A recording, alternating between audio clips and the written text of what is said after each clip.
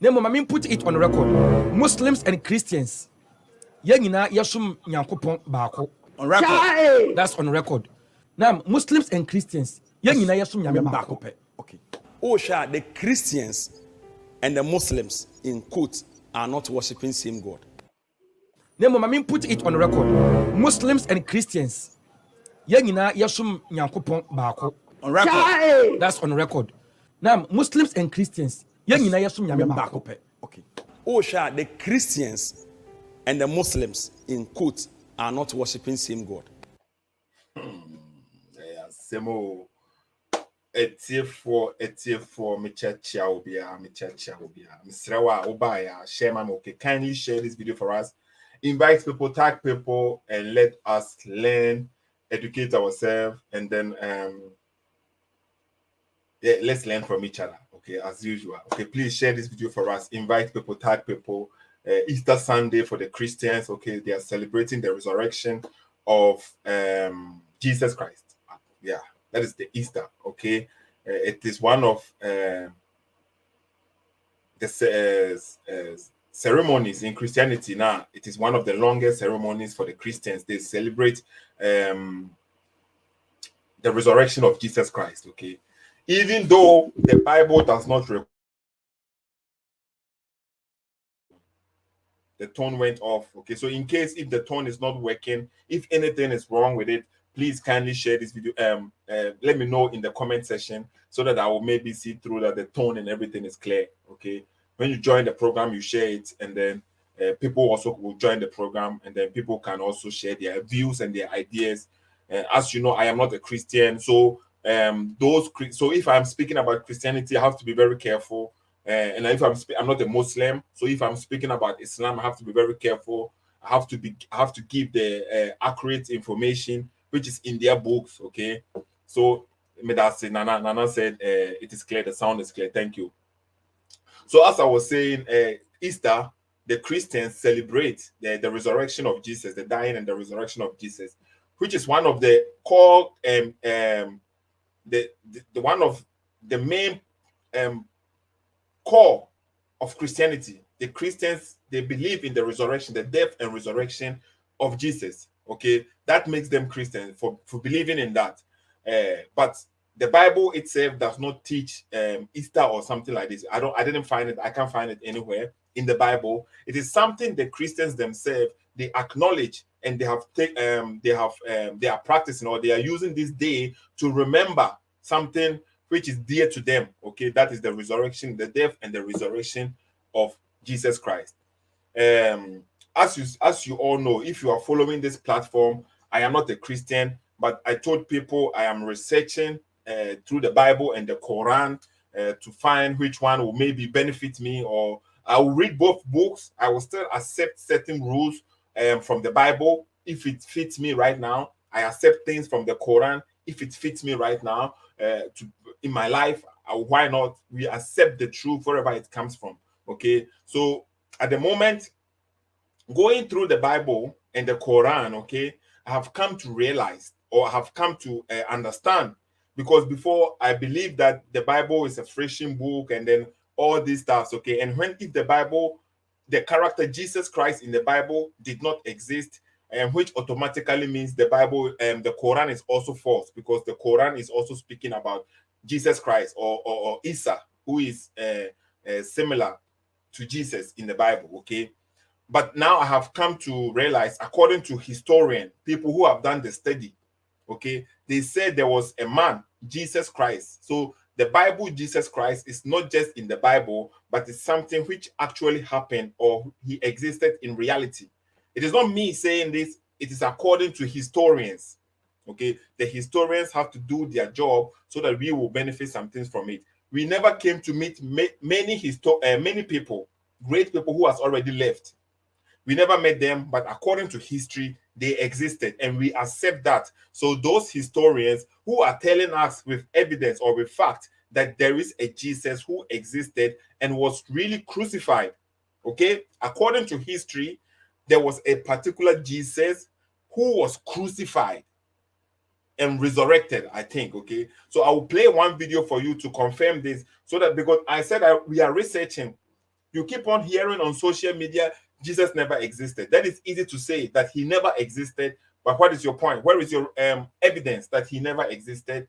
According to history, not according to me, according to historians, those who are knowledgeable in that field, not a Christian historian, but an atheist historian, an ex-Christian historian, somebody who believes the Bible is contradicting itself.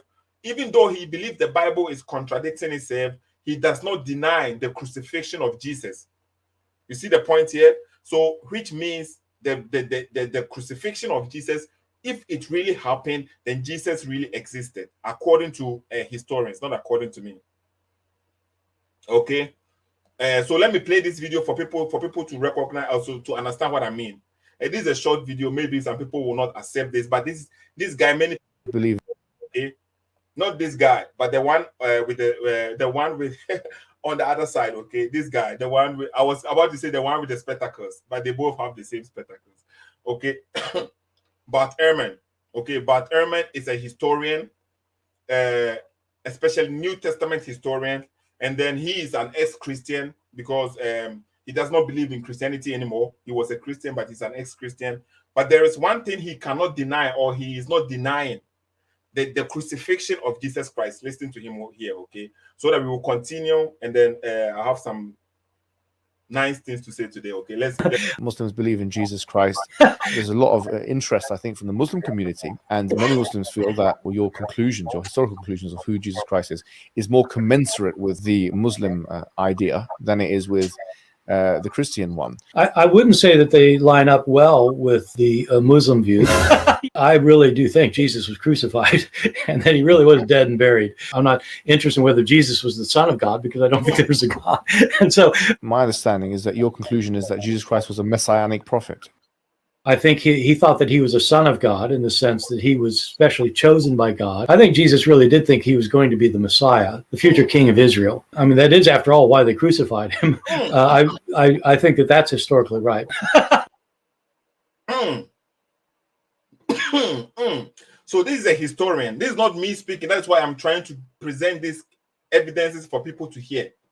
So he thinks Jesus was crucified. Okay? And Jesus believed to be the Son of God. That was why he was crucified. So he's giving you some references. That's what the Bible claims to. The Bible is also saying Jesus is the Son of God and all this. And that's the reason why, not in the Bible, but in history, that's reality, Jesus existed and he was crucified according to the historian, who is not a Christian, who believes the Bible, there is contradictions in the Bible, okay? But in history, Jesus Christ existed and he was crucified. So this is a historian, okay? Because we have many great people in history that we also believe they existed, and then we only know that through history. So this is the guy who is saying Jesus existed, okay? Let's continue. You know, I think that all of these gospel authors, I think all of them think that in some sense, Jesus is God. If you think that the Bible cannot have any mistakes in it. So he also says, according to him, when he reads the Bible, even though he does not believe in the Bible, okay, he doesn't believe in the Bible, all the Gospels, those who wrote the Gospels, they in some sense believe Jesus is God. So you see, the mentality, the idea that Jesus being God is from the Bible, is in the Bible. A historian is telling us that, not Seto, a historian. If you're shown a mistake, then you just refuse to admit it's a mistake. You think either it can be reconciled in some way, or that there's something we just don't understand about it.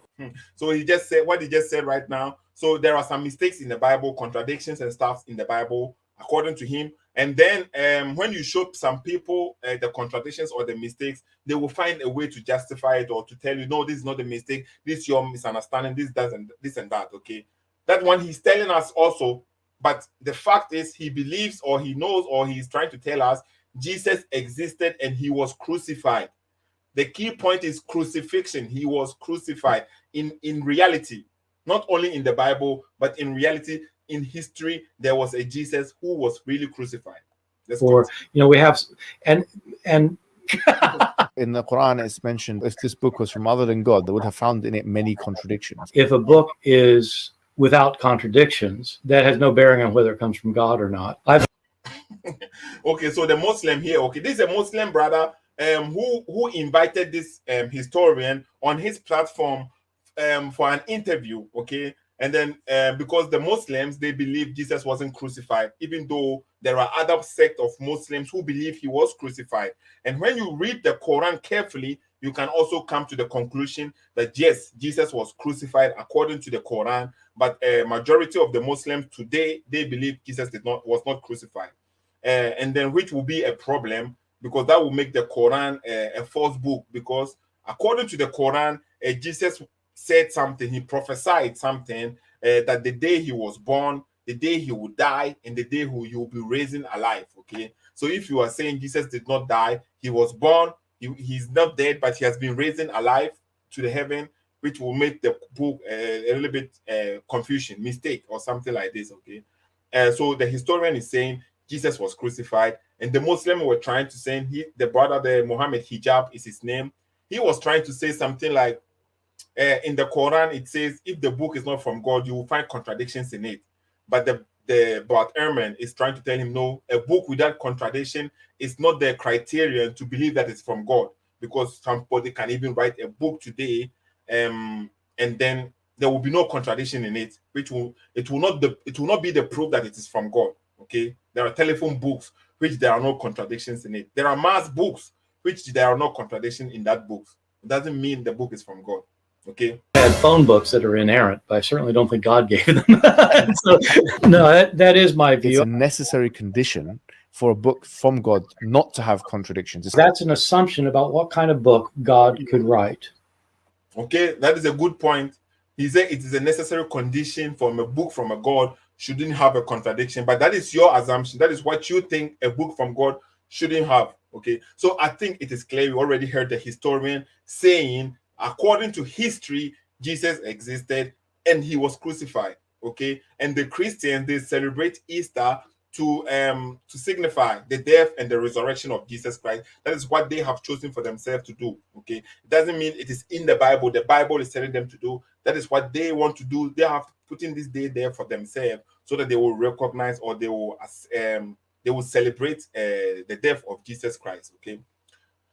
I also have another video here. Let me play this video too, which is also telling us Jesus was in history, he existed in reality. Let's watch this video too, okay? The Christian movement began. Followers of Jesus Christ have... Ever since the Christian movement began, followers of Jesus Christ have said he was God in human form. But what about Jesus himself? Who did he think he was? With the rise of textual criticism and the modern study of history, historians have developed tools to unlock this question. Today, Jesus of Nazareth is no longer just a figure in a stained glass window, but a real person of history whose life can be investigated historically.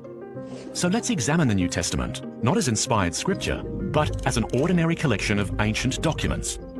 Let's apply to them the standard tests we would use with regard to any other ancient sources.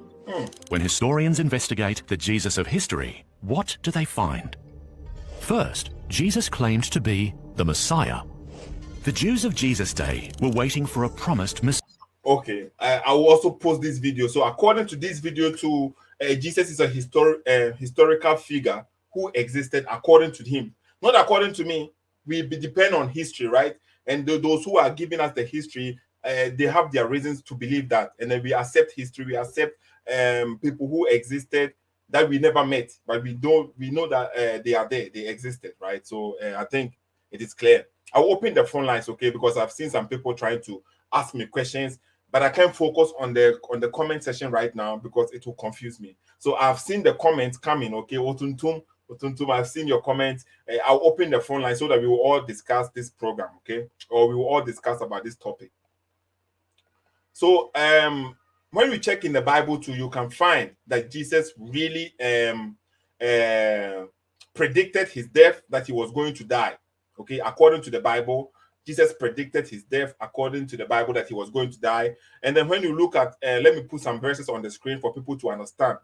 This is the verse, the investigation, the research that I am doing. I want people to also see what things maybe they don't know. They haven't seen these things before.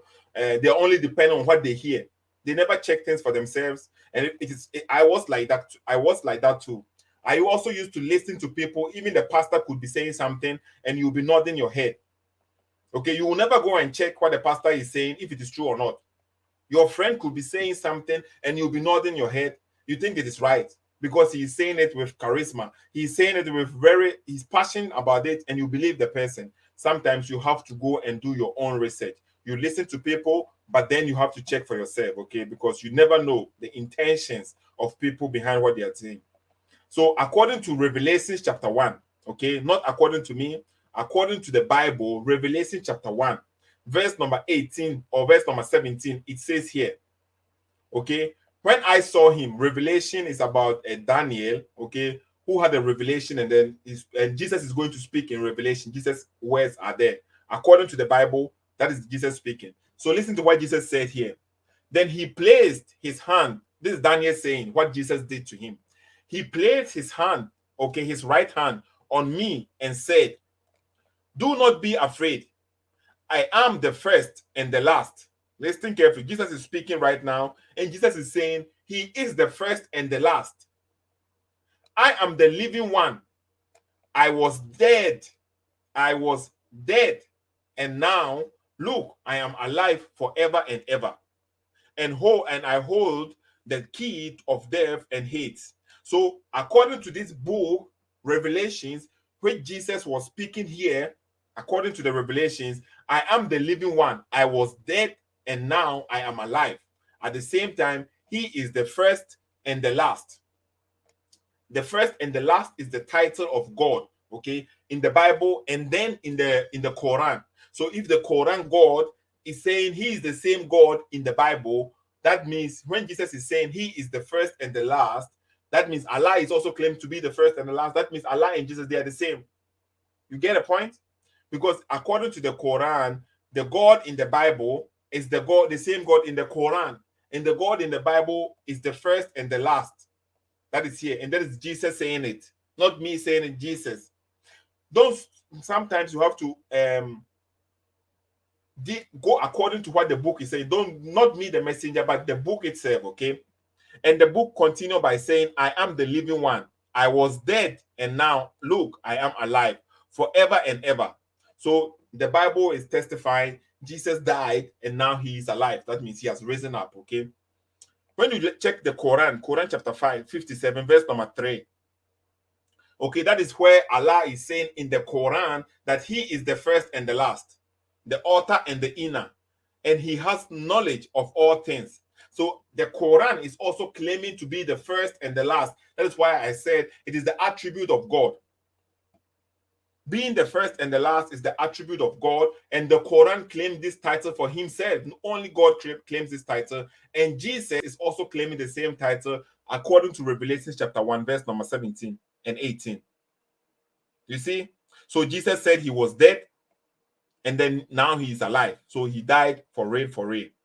Okay. And when you check in the Bible again, you will find out there are many verses in the Bible which also indicates or Jesus predicted his death according to the Bible. Okay? Jesus predicted his death according to the Bible, and let's see what the Bible says in these verses. Like this one here, Matthew chapter 16, verse number 21 and 23. And bear in mind, Jesus came first before the Quran came. Jesus already came and gave the message. Okay? So the Matthew chapter 16, verse number 21 to 23, what it's saying here is, I hope it is big enough. If it's not, let me try and zoom in a little bit so that people will get it. I want people to see it, okay? Because it said from that time, Jesus began to show his disciples that he must go to Jerusalem and suffer many things from the elders and the chief priests and scribes, and be killed. So Jesus was saying something which was going to happen later on. Okay? He was talking about something which was going to happen later on. Let me, I think it is not big enough. Okay, I think this is good now. And he be killed, okay? And on the third day be raised. Listen carefully. So according to the Bible, Matthew chapter 16, verse number 21 to 23, the Bible also confirms Jesus predicting that he's going to die. He's going to do what? Die and be risen on the third day. That is what the Bible is saying. And then Matthew is saying this. Mark is also saying a similar thing. And he began to teach them that the Son of Man, which is Jesus, okay, the Son of Man, it's the title which only Jesus has, because when Daniel in Revelation was having this vision, he saw the Son of Man, and that title is Jesus. You see, he was in heaven. And he began to teach them that the Son of Man must suffer many things and be rejected by the elders and the chief priests and the scribes and be killed. And after 3 days, rise, okay, again. And he said this plainly. That's what the Bible is saying, according to the Bible. It is in the Bible already. So the Bible confirms many places where Jesus is predicting his death. So that is why the Christians, they appreciate such a thing. What the God that they believe in will do such a thing for them. And he strictly charged and commanded them to tell this to no one, saying, the Son of Man must suffer many things and be rejected by the elders and chiefs, priests, and scribes, and be killed, and on the third day be raised. You hear? So these are verses in the Bible which testify that Jesus was predicting that what is going to happen to him. So he predicted many things, and you can see many verses which teaches about Jesus. Mark chapter 8, verse number 31, it also says it, okay? Matthew chapter 16, verse number 33, okay? It also talks about Jesus, what is going to happen to Jesus. He already told them what is going to happen to him. And he's predicting his death for the second time here. Matthew chapter 17, verse number 22 to 23. These are all verses in the Bible I'm showing to you. It's not from myself, it is from the Bible. So if we are to believe in Jesus, or to believe that what the Bible is saying, that Jesus was going to die and then resurrect again, and then in history, the historians are now telling us it is true. There was a Jesus who really existed, and there was a crucifixion, and then the Quran comes 600 years later, and the Quran is trying to tell us, no, it never happened. How should we trust the Quran if that it really didn't happen? And now let's go into the Quran. Okay, listen to what this sheikh is saying for the meantime, and then we'll go to the Quran. We'll go to the Quran. Listen to this sheikh here. Let me warn you. And my language is sometimes very harsh, because that's the only language some people can understand.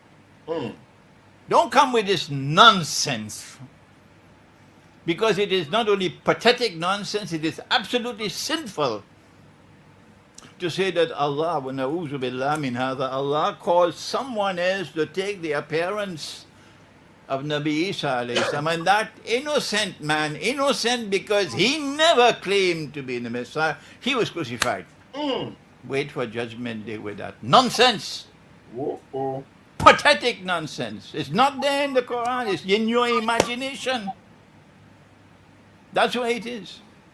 And yet it took the world of Islam by storm. What a brainwashed ummah we are today. What a brainwashed ummah we have today. That's what the sheikh is saying, okay? And the point on what the sheikh is saying, it somehow makes sense. Because he's saying the Jews, they were boasting that they have killed the Messiah. So they have killed the Messiah.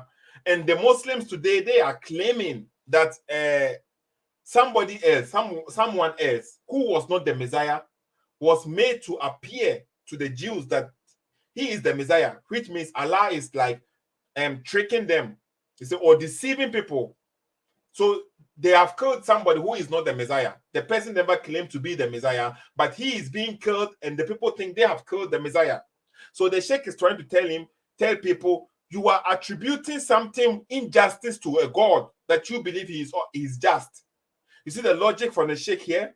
The sheikh is trying to tell the nation that he thinks the Muslim nation that they have today, they are too brainwashed, because they are insulting their God indirectly, but they don't even recognize, because they only listen to people and follow what you see. When your madam tells you something, some of them, they never think for themselves or analyze it for themselves. So you think God will, an innocent man, God will just take him and place him instead of Jesus? And then, but he is not the Messiah. So they said they have killed the Messiah, but he wasn't the Messiah. He never claimed to be the Messiah. You see, he never claimed to be the Messiah. That would be an injustice from the God. So that's what the Sheikh is trying to tell the people here. So it's not true that someone else was replaced instead of Jesus. That substitution that people claim to be, it is a brainwashed mentality. It is not in the Quran. That is what he said. Okay, so the reason why the Sheikh is saying it, we will go in the Quran and we will read it more. I'll open the phone lines very soon. Okay, so just stay tuned because I have to finish what I want to say. Well, then what happened? Well, then why don't you go to the Quran? Let the Quran explain rather than go on fancy flights of imagination. You're going to tell Allah on Judgment Day, you caused that man to assume the appearance of someone? And he who never claimed to be the Messiah, he was crucified. That is an act of injustice. You attributing injustice to Allah? What foolishness. What foolishness. So he's talking to the Muslim nation today. They are attributing injustice to their God that they worship. Say their God will do such a thing. An innocent man who never claimed to be the Messiah, he will put that innocent man who never claimed to be the Messiah, because the Jews want to kill the Messiah. They didn't want to kill an innocent person. And then Allah will replace. So the Sheikh is trying to open your eyes. Okay, so listen carefully what the Sheikh is about to say. But where are the scholars who will correct this foolishness? So you hear what the Sheikh said? Where are the scholars who will correct this foolishness? So those people who are claiming Allah did such a thing is foolishness. That is what the Sheikh is saying. Sheikh Imran Hussein. That is his statement, and he stands by it. So are you one of the foolish people who are claiming that? That's what he's asking right now. Where are the sheikhs? Where are the scholars to correct the new generation who are brainwashed? Where are they? Why I have to be so forceful in my language?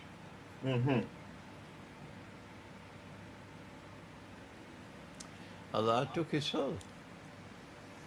They thought he was dead.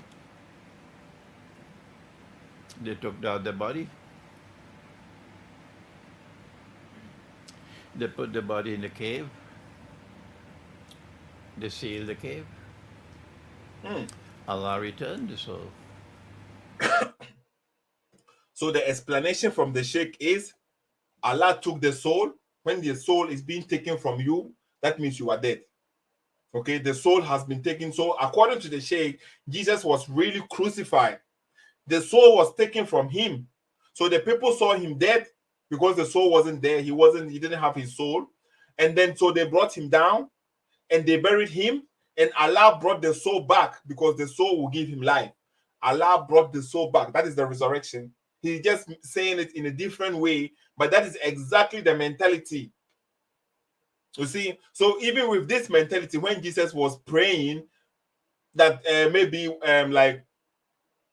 I forgot the prayers. Before he died, he prayed 3 times. He said, let this cup pass me, or something like this, okay? So you see that he died and God heard his prayers, so he brought back the soul. Something like this, you can even say. So the Sheikh is clearly more in line with the Christians. The Christians believe Jesus was crucified, he died, and then his soul was taken away. That is death. When you die, you don't have your soul anymore. They brought him down. He was dead completely. They buried him, and his soul was brought back to him. That is what the Sheikh is saying. That is not what I'm saying. So even a Muslim Sheikh is even acknowledging the death and the resurrection of Jesus. That is why he said that the new generation, okay, they are being brainwashed. Let's listen more. As simple as that. Simple as that. Nobody knew that the soul was returned. You see? And Allah raised him. Allah raised him. The soul was returned. Allah raised him. But let me warn you one more time. If you stick with this theory of substitution, you are going to be in a pathetic state on Judgment Day. If you are a Muslim and you believe your God is so injustice, that somebody who never claimed to be such a thing, not the Messiah, and Allah took him forcefully and then substitute him, you are going to be in a very serious problem. That's what the Sheikh is warning you. He's doing what? He's warning you. Don't say injustice to Allah. Don't attribute injustice to Allah. So we have Muslim sheikhs who are eventually coming out also confirming that yes, Jesus really was crucified. So we have historians, okay? We have historians who are saying this. We have the Bible, which is also confirming, saying this, that he was crucified, he died, and he was risen. And then we have sheikhs, Muslim sheikhs, who are coming out, even testifying, because as a Muslim, it's not easy for you to go against what your whole community is saying. It's not that easy, okay? But he is doing that because maybe the truth is one. So let me show. Let's see what the Quran itself says, okay? Let's see what the Quran itself says, and maybe I'll open the phone lines and people can call in, okay? People can call in and then we can digest what is on the screen right now. So let's see. Indeed, okay, and they are saying, because the four here is not in the Arabic, okay? Actually, the Muslims, they are corrupting their own books, but they will claim, or they are trying to let people know they are better, they know better than Allah or something. We don't know. And for their saying, or they are saying, indeed, we have killed the Messiah. So they have killed the Messiah. Somebody died at that day because they have the verification that they have killed somebody and they know that it was the Messiah. Think about this. So before they say they have killed somebody is dead. They have the confirmation that somebody is dead. And for them, they are saying they have killed Jesus, the son of Mary, the messenger of Allah. That's what they are claiming. Okay? And Allah is telling you Muslims, and they did not kill him. See, so somebody is dead. According to the Quran, they have killed a person. And they are saying that person was Jesus. And Allah is telling you that they did not kill him. They did not kill him. Listen carefully to the English word, and they did not kill him. So the person is dead. Those who are claiming that they killed him, Allah is trying to tell you it is not them. They did not kill him. They did not kill him. Nor did they crucify him. So it is like, because you are claiming that you did something, you did it, but somebody is trying to tell you, no, it wasn't you who did it. It was actually I make you win the match. Like playing a soccer PlayStation with your little brother, and you limit yourself, you make him score some goals. It is you who is making him score you. It is not like when you try to play seriously, he will never score you. So when the brother is trying to boast, your little brother is trying to boast to people, I scored my big brother, I am better than my big brother, and then he's boasting, you could tell him, no, it wasn't you who scored me, it was me. So the goal was already scored, but it wasn't you who scored it, it was I made you score it. I limited myself. That is the knowledge here. So the people were boasting. They were saying, we killed the Messiah. We killed the Messiah, and Allah is telling them, and they did not kill him. They did not do that. Nor did they crucify him, but was made resemble to them. So you see, they sometimes it will say appear to them, and they put another here. We don't have another in the Arabic text. Another is not in the Arabic. That is why the Malam said it is not in the Quran. And Hafiz Buhari has already confirmed that it is not in the Quran. You understand?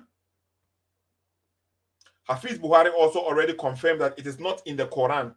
So it was only made to appear that they are doing this thing. They have killed Jesus. They have crucified Jesus, but it wasn't them. But it was only made for them to think so.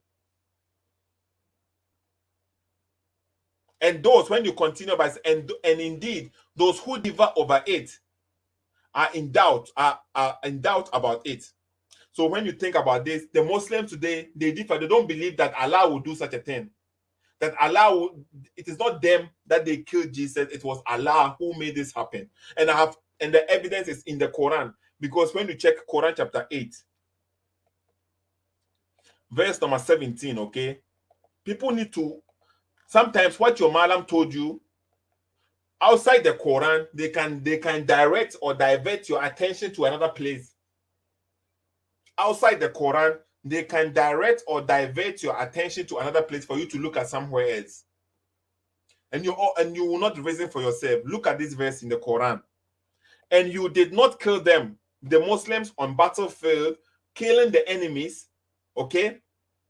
And Allah is telling the Muslims, you did not kill them.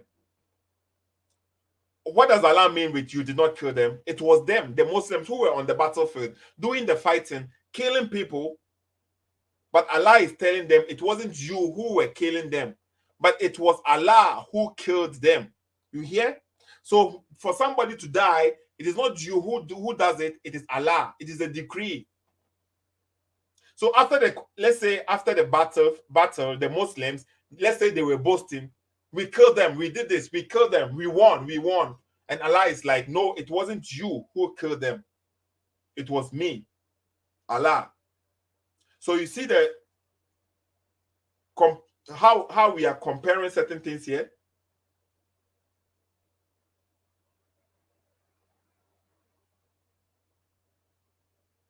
Okay, somebody said Revelation. No, I think I said something before, and somebody has sent a comment in YouTube. Okay, so let me see. He said I should point out the correction. John Bart. He said I should point out the correction because I said Revelation is John and not Daniel. Yeah. But I said it was Daniel. Okay, let me state it clear. The Son of Man. I was talking about the Son of Man. The revelation about the Son of Man was from Daniel, to my knowledge. Okay, so maybe you didn't get the point. Revelation was John, the revelator. That is revelation. But the word the Son of Man, it was a revelation from Daniel. He saw the Son of Man. That was what I was saying. Okay, I hope it answers your question. I've seen that you said it on YouTube. Okay, let me see if you can. Okay, this is what the brother is saying, Johnny Bart. Okay, so to my knowledge, the Son of Man, it is a revelation which Daniel, okay, or a vision or something like that, which Daniel saw, and then he saw the Son of Man. So I was speaking about the Son of Man when I brought in Daniel, but in Revelation, it was about John the Revelator, something like this. Okay, that is so. Maybe don't confuse. I think I'm correct about that. Okay, somebody is also saying it. Thank you, Henry. Okay, so let's continue.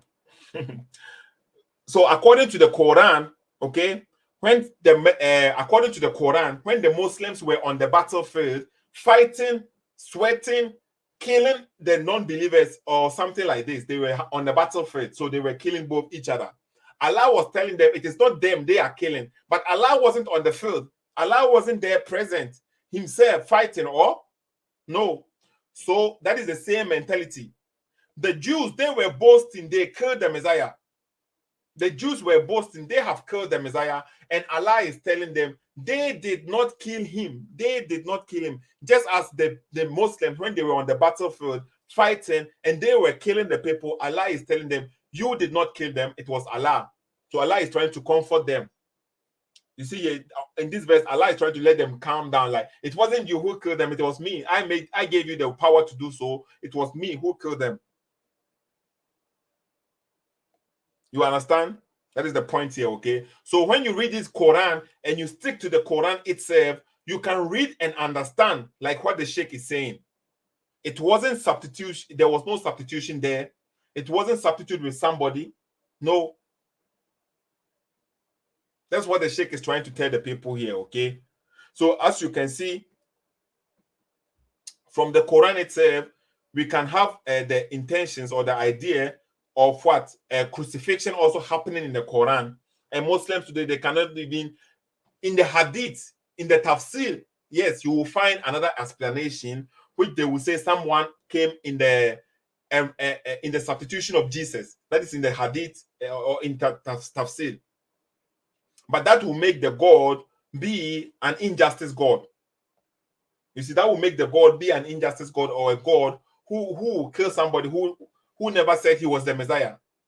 That will make the God a deceiver. He's trying to deceive people. The people, and the God said in the Quran, it also says like, if you are truthful, bring your witnesses.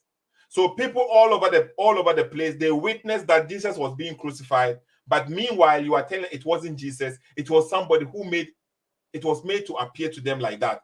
So that means they are witnessing to something that they believe. So they are not lying when they say Jesus was crucified, because it was God, it was Allah who made them, who deceived them. So that will make the God a deceiver. Okay, so let me put the phone number there, because I saw many people trying to type in and call in. This today is for the Christians. They are celebrating the resurrection. Okay, and then one thing good, you see, I don't know if Christianity is true or false. I don't know Islam. Islam there, I am pretty sure it is not a true religion. Now they will say I'm a Christian. For Islam there, okay, because if you ask questions now, if you try to be sincere, you just watch the book, how it is formulated, you can see clearly this it has nothing to do with God. That is my understanding from the Quran, okay? But let's take these two gods, the one in Islam and the one in Christianity. Even the idea, the mentality of a God, listen carefully, of a God who comes in his creation to do something which he didn't have to do. You see, that shows a kind of love that, let's say you have a son, you have a daughter. You warn your daughter, don't do this, don't do this. You are trying to teach your daughter, do this one will help you. You give him rules and regulations to follow. But your daughter goes against what you taught her, or what you taught her, or what you taught him. Your children, they go against them, and now they are in a pain, they are suffering. And then even though you taught them not to do that, you clearly taught them, or you were teaching them not to do this thing, you still came, okay, and took their suffering to save them. What is that? That is the love you have for your children. You taught them not to go this place, not to go there, not to go there. Now they went there, and then they are suffering. They have to go to jail. Listen carefully. They have to go to jail maybe for the rest of their life. Even though you taught them not to go there, you said you shouldn't go there, they shouldn't go. There are many bad people there. When the police come, they could arrest all of you, because those people there, they are maybe criminals. But your son was stubborn. He went there still and played around this neighborhood.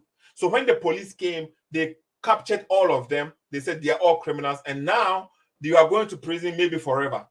And the father who taught you, now he is saying, okay, for the love of my son, this is my only house that I have.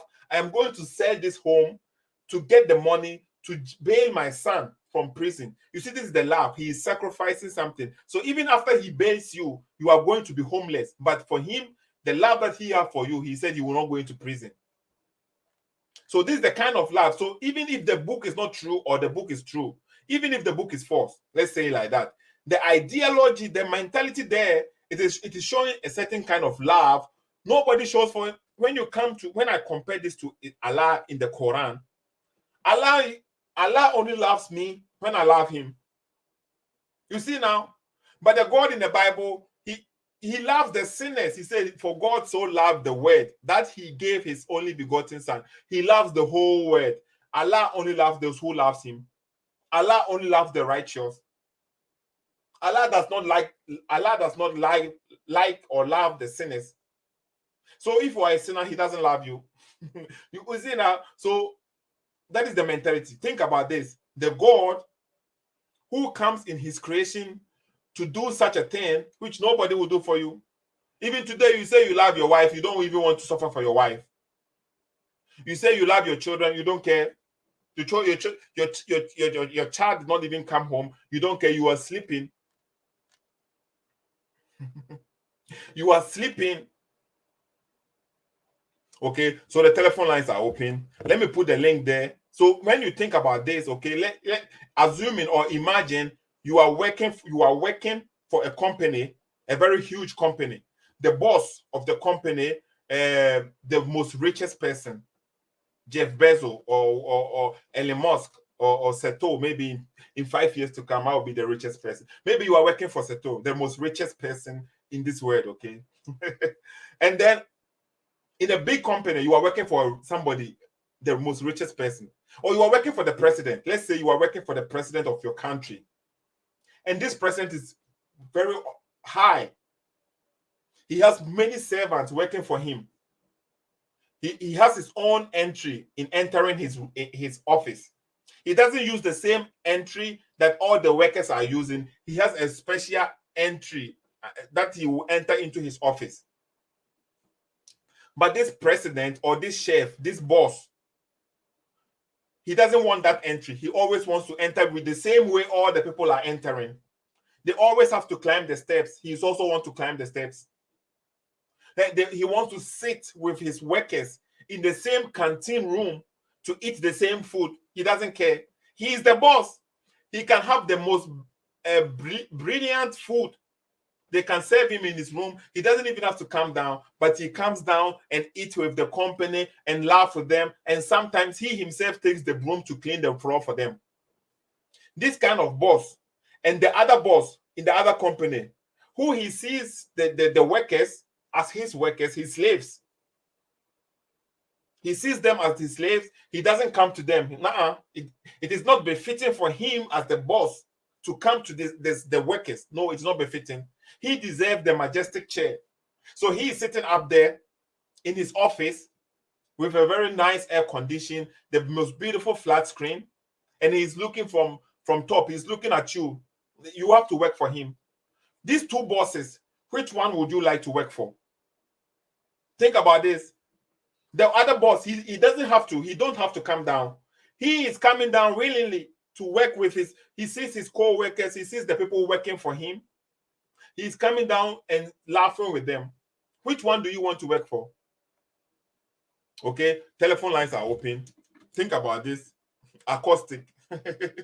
Acoustic, my brother, Acoustic is the guy who said this, okay? Let's see if he will call back. He will call me now because the disgrace was too much. Let's see. Acoustic has written something on WhatsApp.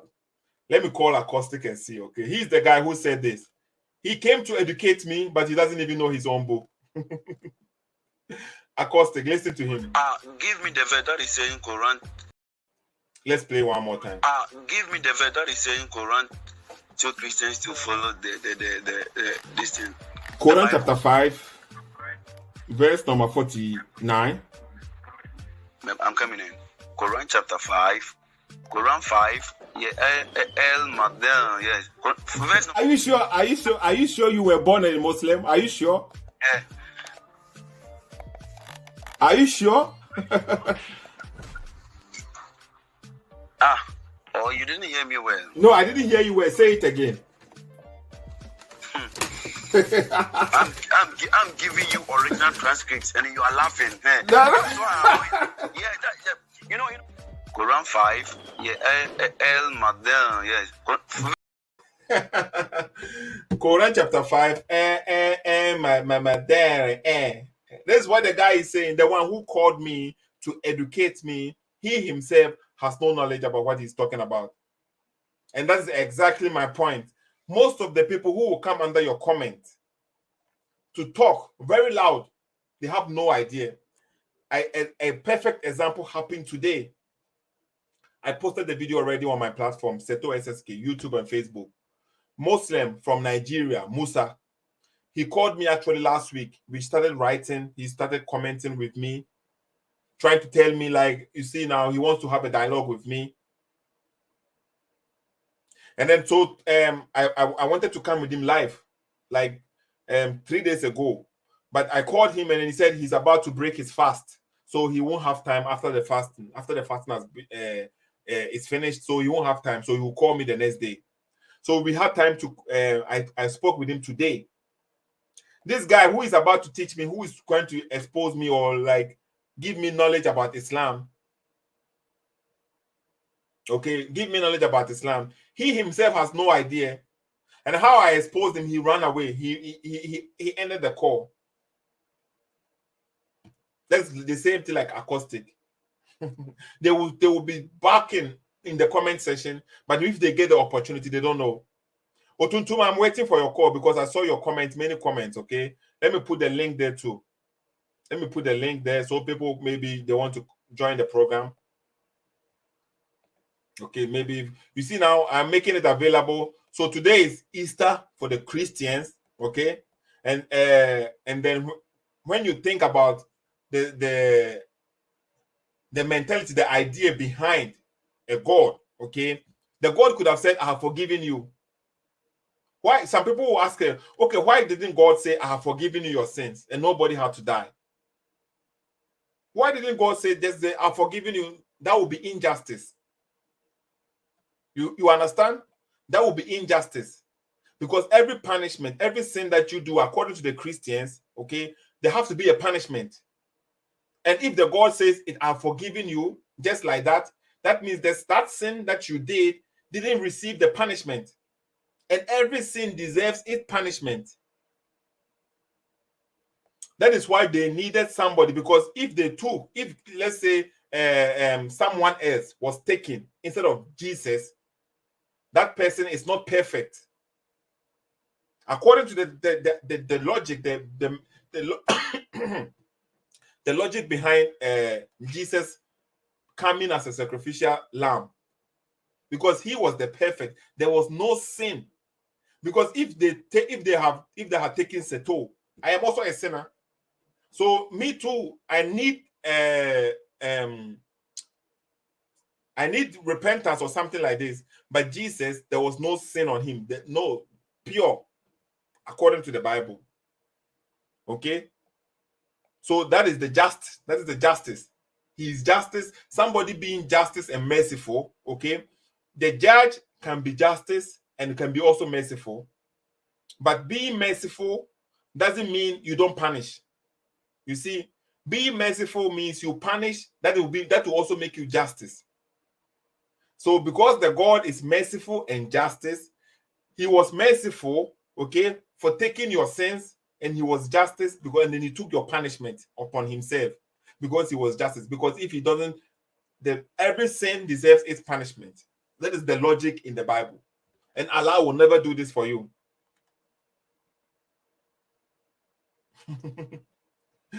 So, Seidu, why don't you call? Why don't you call and then we have a conversation? Because you were on the line yesterday too, I think. And then the link is there. I've put in the link there already. Let me put the link there one more time. I'm posting the link. And maybe you can call on Skype too, okay? Maybe you can call on Skype if you want to. And then we have a conversation. And then we will know where you get this mentality from. It is all from Paul. Okay? I think maybe you are a Muslim. And that's what I don't understand. The Muslims keep on saying Paul.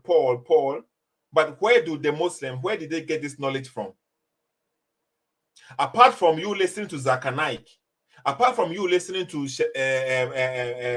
Ahmed Didat, where did you get the knowledge from? So if they fool you and you continue following them, why can't you reason for yourself? So what if they were just, you see now, some people need to reason. Sometimes some people will be, me, if I come to find out, okay, tomorrow, someone with knowledge comes here and is able to enlighten me about Islam and prove to me the questions that I have for Islam. Okay, he said he's a researcher like me. He's not a Muslim. He's not a Muslim. He's a researcher like me. Then come, let's have a researcher conversation. And then let's see where you research your idea about Paul.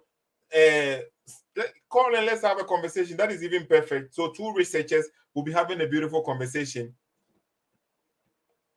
Okay, so what I was saying is, if tomorrow I find a Muslim who is really knowledgeable, who knows his religion, and has been able to convince me with evidences from the Bible or from the Quran to prove to me that Islam is a religion which I can depend on.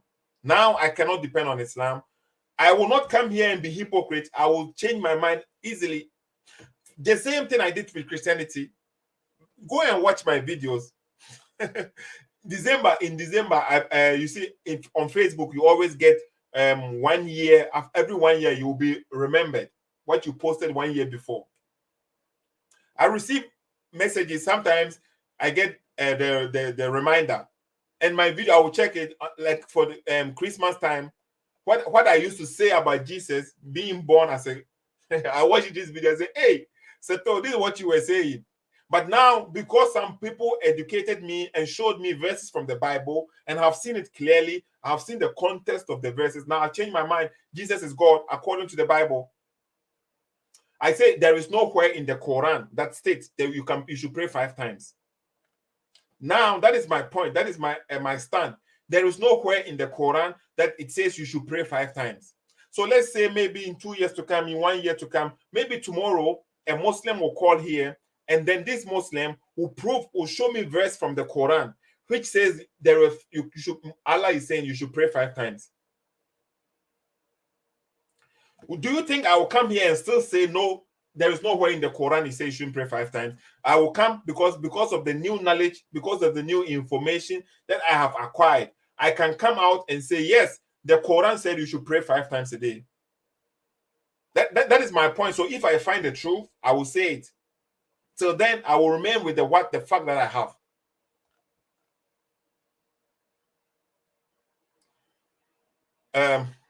You can call the number, okay? It's WhatsApp number. It is there. You can call, or you can join. You can pick the link. I've posted the link already. I'm posting it once again. You just pick the link. You write your name, and then you can join the program. Okay.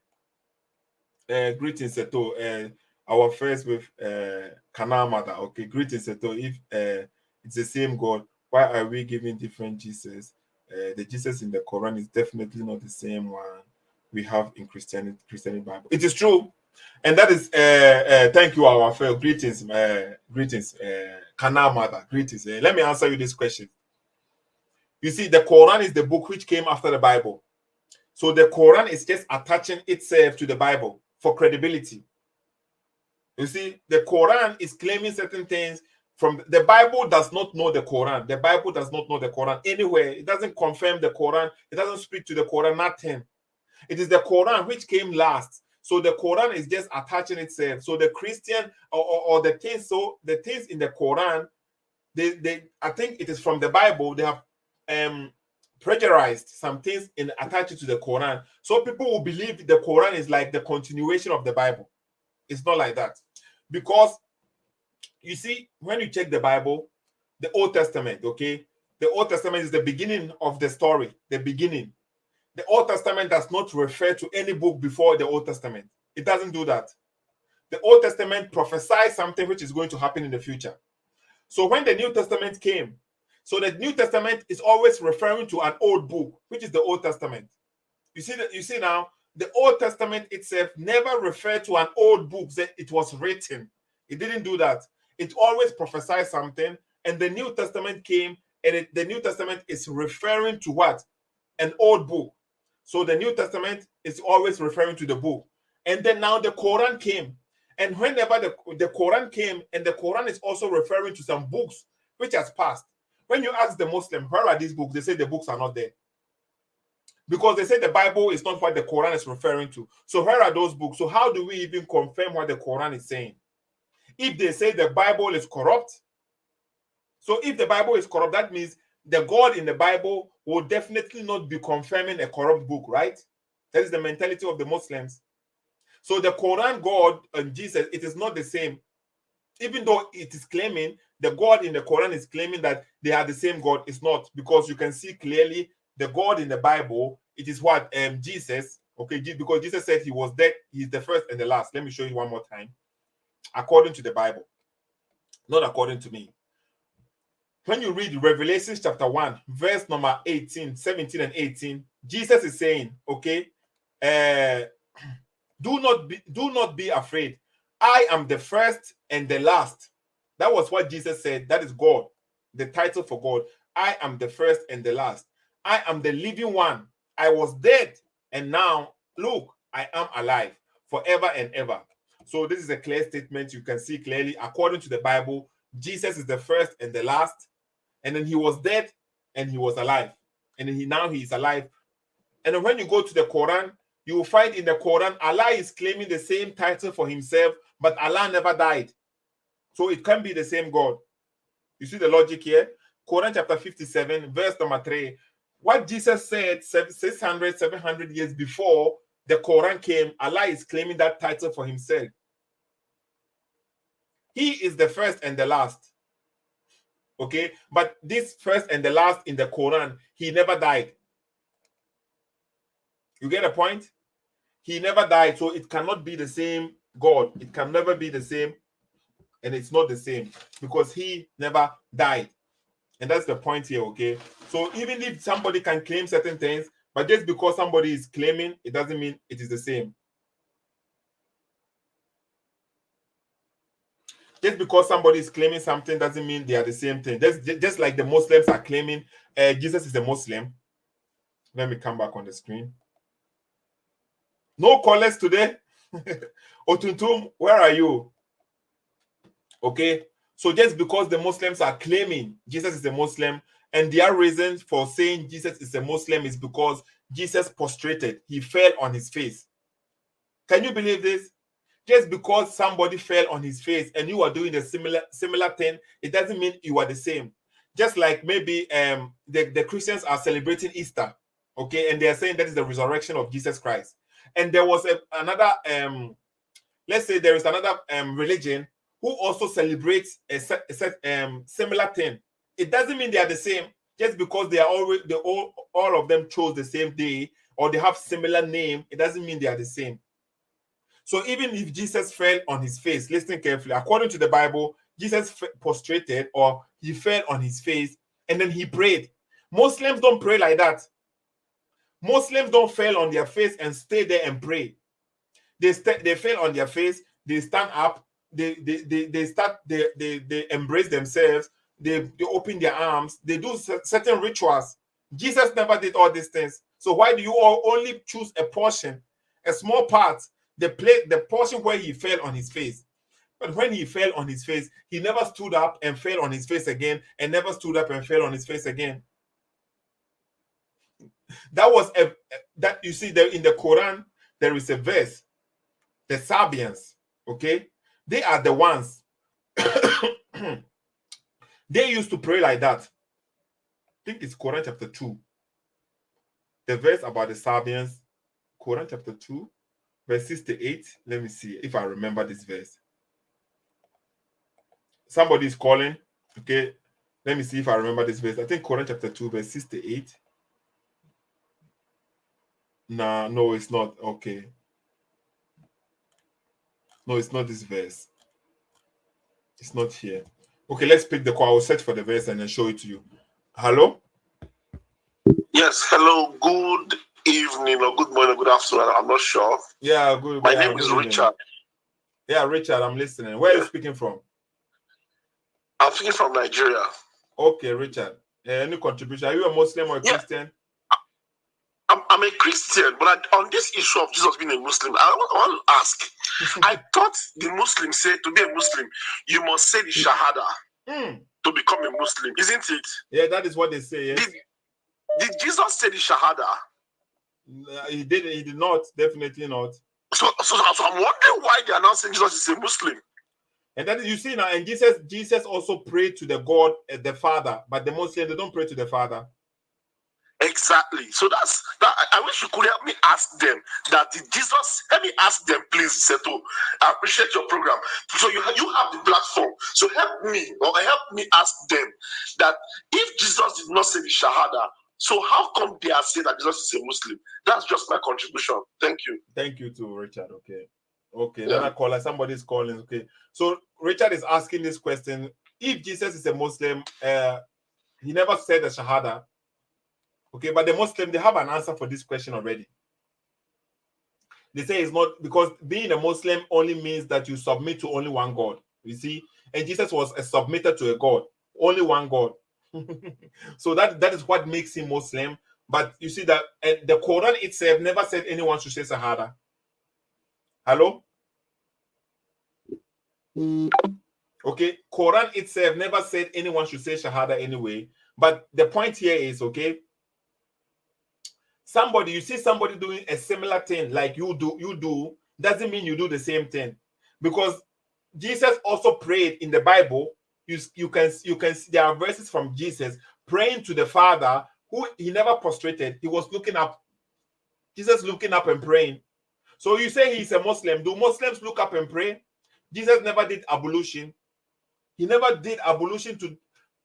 So they are just copying. They are using certain words from the Bible just to deceive the people to believe that they have similar things, and now the Christians have lost. And one thing that the Muslims, okay, one tool that they have and they are using is they are not judging Christianity based on the Bible. They are judging Christianity based on what some people are doing, what the pastors are doing.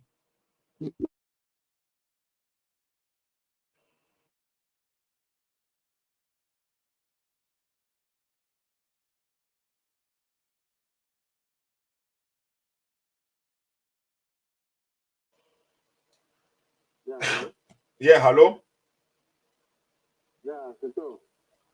Yeah, who is speaking? Yeah, it's me, Saeed. You said I should call you now, so I called you now. Ah, okay, Sahid. You are not a Muslim, right? You said you were a researcher? I'm a Muslim. I am a Muslim. I'm not like you. You are hiding now. You are hiding. You are saying you are a Christian. You are not a Christian. You are a Christian, but you just hiding yourself. You don't want to say it. I don't know why you are hiding yourself. I'm a Muslim. Okay, so the brother Sahid just called, okay? So he said, I am a Christian. So what makes you think I am a Christian? And why do you think I am hiding from being a Christian? Because you are biased. I can see, everybody can see that you are a Christian, but you are hiding. I don't know what you are scared of. Just come out, say you are a Christian, and then let's everybody talk. Nobody is against Christianity. We send a Muslim, just like how the Muslims, our Quran says, we should allow everybody to do his own. You can worship your own, I can worship my own. What did your Quran say? What did your Quran say? Please say it again. We want to understand it clearly. What does that mean?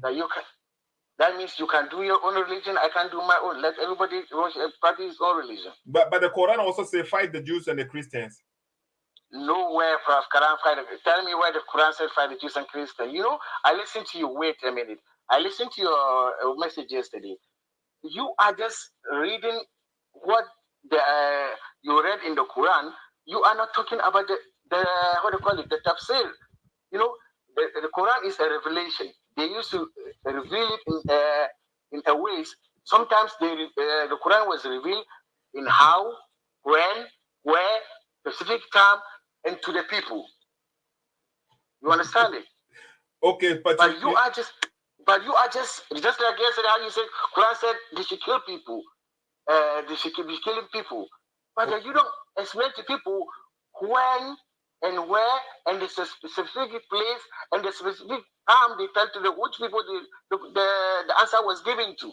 Because it was a revelation. Okay, Saeed, okay. So you quoted a verse for me. Okay, I think the verse that you quoted is Quran chapter 109, right? Yeah. That's what you quoted. Keep your religion and I keep my religion. Yeah. So how do we know that wasn't only for a specific time? How do we know it wasn't for a specific time? How do you? It's a revelation. If it's a revelation, it is a revelation. Yeah, but the one that I tell you, I told you. That's why I tell you go to the tafsir. No, okay, so now told me, you said, listen, the one you told me last time, you said what? The Quran said, what you said? They should kill infidels, right? The what? You said the Quran said they should kill unbelievers, right? Kill unbelievers? The Quran is saying fight those who do not believe in Allah. Yes. No. Tell me where is it? Because the one you talked about yesterday, you said the Quran said they should kill unbelievers. You should fight those unbelievers. It was not in Quran. It was in Hadith. Okay, Quran chapter 9, verse 29. What does it say? Yeah, the Quran chapter 9, verse 29. Tell me, what did he say? Now you read it. No. I have read it. You said I'm wrong, so I want you to read it yourself. Yeah, because you said Quran said what in Quran chapter 9, verse 29. So I've told you the verse. Read it so that you can maybe you understand it better than me. If I have read it yesterday, you said it's wrong. So read it for us. Read it for us. Yeah, you said Quran chapter what?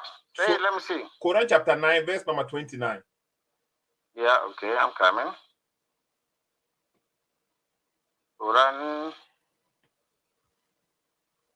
chapter 9, verse what you said? Verse 29. Verse 29, yeah, that is it here. Okay.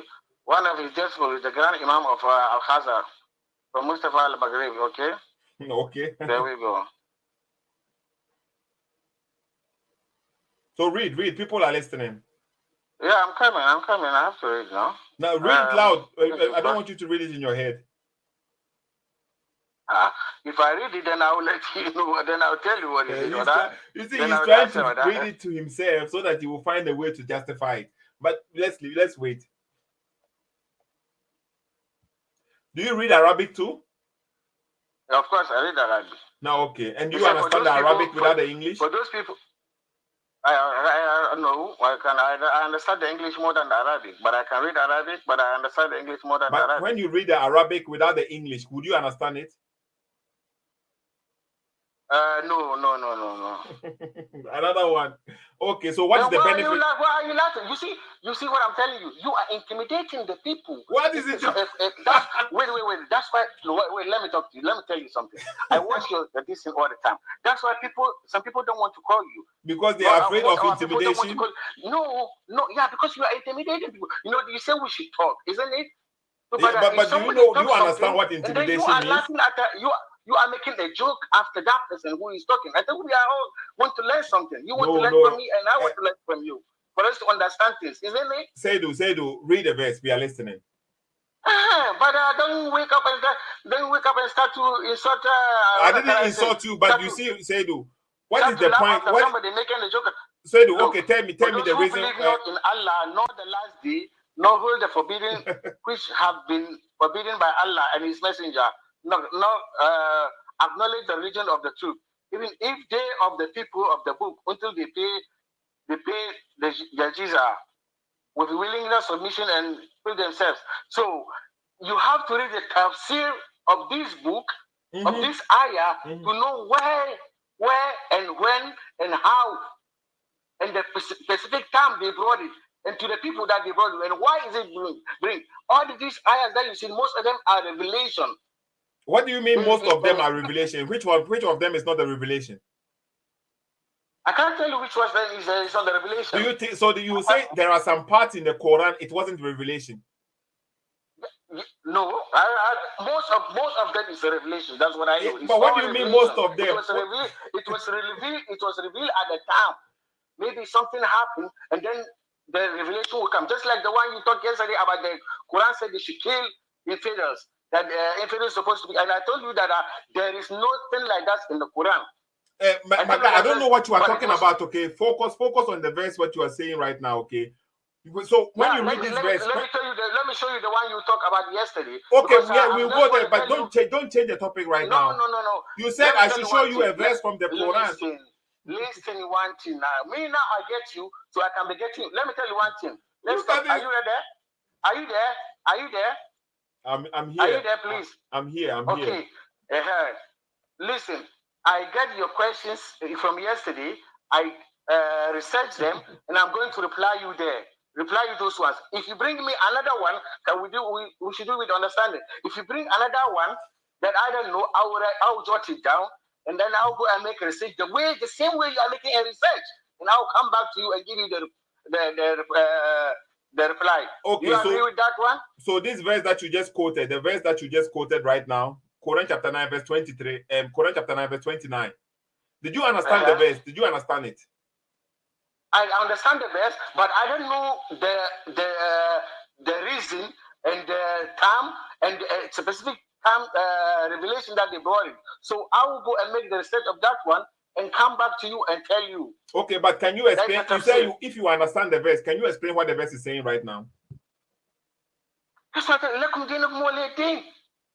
everybody should do. You should do your own, and I should do my own. No, Quran chapter 9 verse 29. Explain the verse for us. I tell you that isn't it the one of me I recited for you. No, that is Quran chapter 109. But now I said so chapter.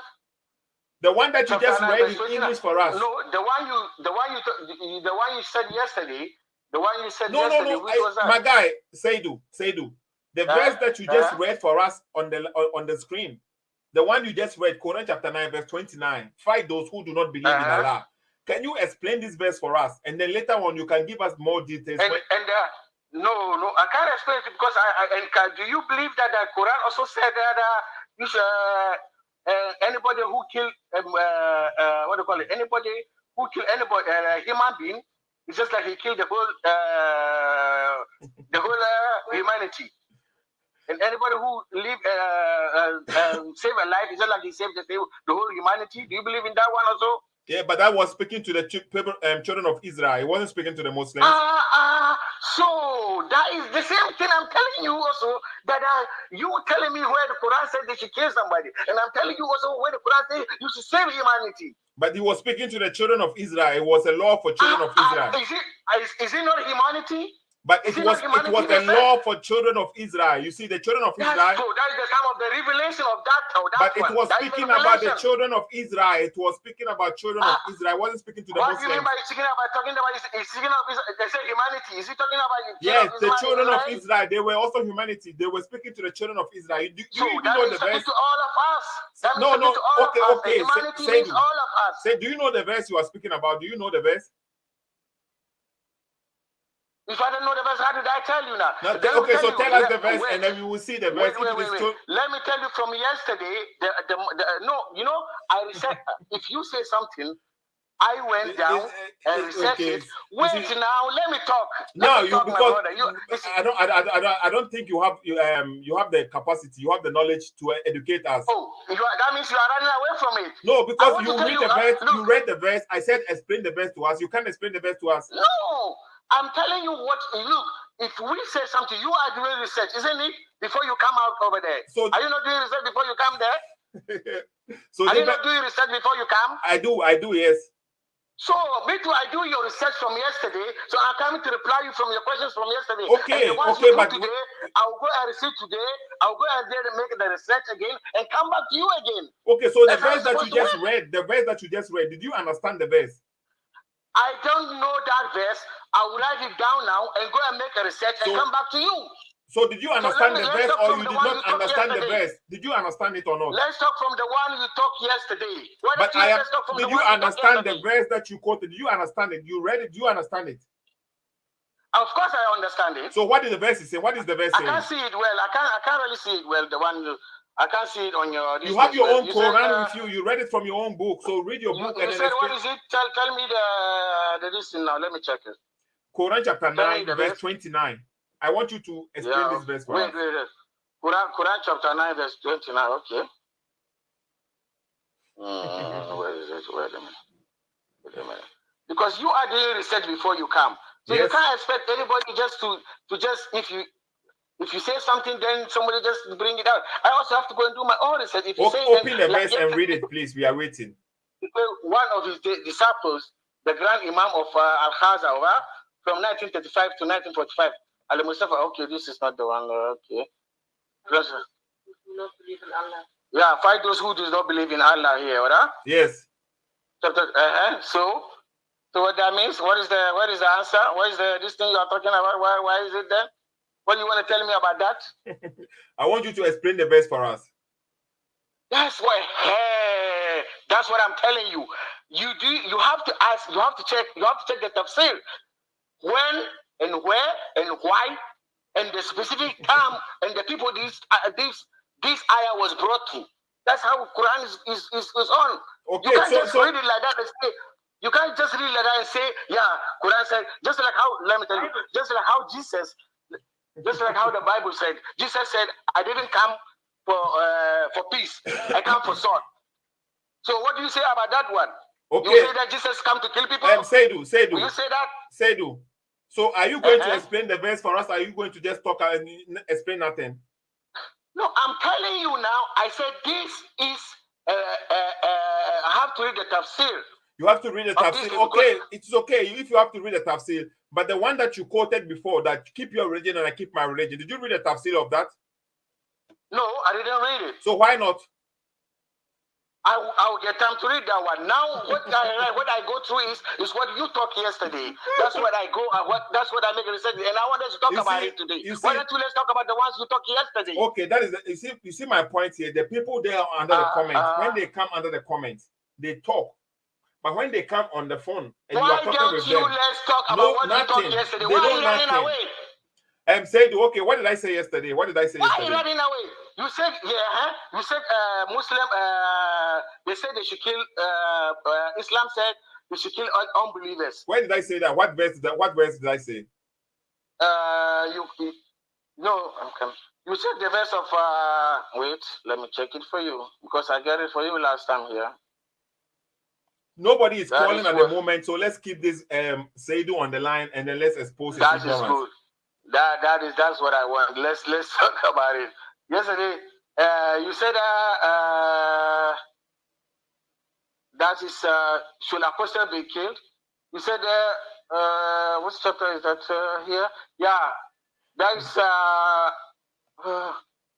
look at this. Surah. What? Wait, the one you said the Muslim. Prophet Muhammad said that there was. I wrote to you yesterday, and you forgot, and you even replied me. My guy, so give us the verse that you are talking about. We are waiting. Give us the verse. Yeah, the verse you talk about. You said that Prophet Muhammad said, it's in the Quran that they should kill any Muslim. They should kill anybody who went out from So give us the verse. Give us the verse that I gave you. Give us the verse. We are listening. My brother, you said they should. Islam said they should kill anybody who left Muslim. Who left Islam? So which verse? Which verse did I give you? Which verse was that? You didn't give the verse. You said it. You didn't give the verse yesterday. You just said you didn't give the verse. Hey, Seidu, you said you have the verse. You have done your research on the verse, and then now you are coming to educate me or something like this. So now I didn't give any verse. What should I'm telling you. You said they should kill. You said Islam said they should kill anybody who went out of Islam, who went out of Muslim, isn't it? Okay, you didn't. So you can't provide any reference. Okay, so and what happened? And what happened? So that's what I want to tell you, that you don't have to. What you said was wrong, and I told you that yesterday. That there is no any in the Quran or in the Quran or in Hadith that said anybody who is out of out of Islam, they should be killed. Okay. And you wrote to me, you say, yeah, there is in the Quran. I said, where is it in the Quran? And then you say, no, but you said there is in Hadith, isn't it? Okay, so what is if it is in the Hadith, it's not good, or is it good? You accept Hadith or not? We accept Hadith, but we don't. Hadith is a Sunnah. I wrote you yesterday. I said Hadith is a Sunnah. And you accept the Sunnah, or you don't accept the Sunnah? What that mean? What means Sunnah means? You are saying Hadith is a Sunnah, so you don't know what Sunnah is. What Sunnah means? You don't know. If you don't know, why should I tell you? Am I the one to teach you your religion? Sunnah is not compulsory. Sunnah is not compulsory. Okay. And you can't compare Hadith to the Sunnah. You can't compare Quran to Hadith. Quran is the highest. Okay, but when Allah say obey Allah and obey the messenger, how do you obey the messenger? They say obey Allah and obey the messenger, but he is a messenger. But the messenger didn't in the Hadith didn't say you should kill somebody if he is out of Quran, if he's out of Islam. Yeah, but how do you know? Have you read all the Hadith? Do you have the Hadith? I have the Hadith. The Hadith is in the one you are talking about. Is in what do you call it? Arbauna Hadith is in Hadith Buhari. But you know how these Hadiths come? Do you know how these Hadiths come about? The one you said, do you know how it come about? My guy, it is your religion. If you don't know, why are you asking me? But if you know it, you don't know, then why are you? If you don't know it, like you yourself, you don't know. You don't. Do you know? I know it. That's what I'm telling you. So do you accept the Hadith or you don't accept Hadith? I accept the Hadith, but not. It's not. I want to tell you, the Hadith is not a Forella. It's a Sunnah. So do you pray 5 times or don't you pray 5 times? I pray 5 times. And where did you get that from? I get it from the Hadith. And why do you accept the Hadith? Because this one, Prophet Muhammad did it in front of people and his followers. Everybody see it. He did it. How do you know that? How do you know that Muhammad did it? Okay, I have the Hadith here. Okay, it is saying Hadith is saying, okay, Sahih Hadith. Listen, it is Sahih. What is the meaning of Sahih? You are saying, why are you asking me what is the meaning of Sahih? You say you are not a Muslim. Why are you asking me what is the meaning of Sahih? Yeah, because I want to know if you know authentic. Authentic. Okay. Yeah. So why are you asking me all these questions? Yeah, because I have to see if you are truly a good Muslim. Listen carefully. No, who is speaking? Listen. You don't have to intimidate people. The messenger of Allah said. The messenger of Allah said. Who is saying the message? Who is that? Who is the messenger of Allah? Prophet Muhammad is the messenger. So he is saying in this hadith, he says, whoever changes his religion, kill him. What do you say to that? No. Where is it? Who said that? Where is it? Who said that? You know who said this thing? This was given by Ibn Abbas. And Ibn Abbas, who wrote this? Oh, it's not on the screen. Message. I'll put it on the screen. No, I got it here.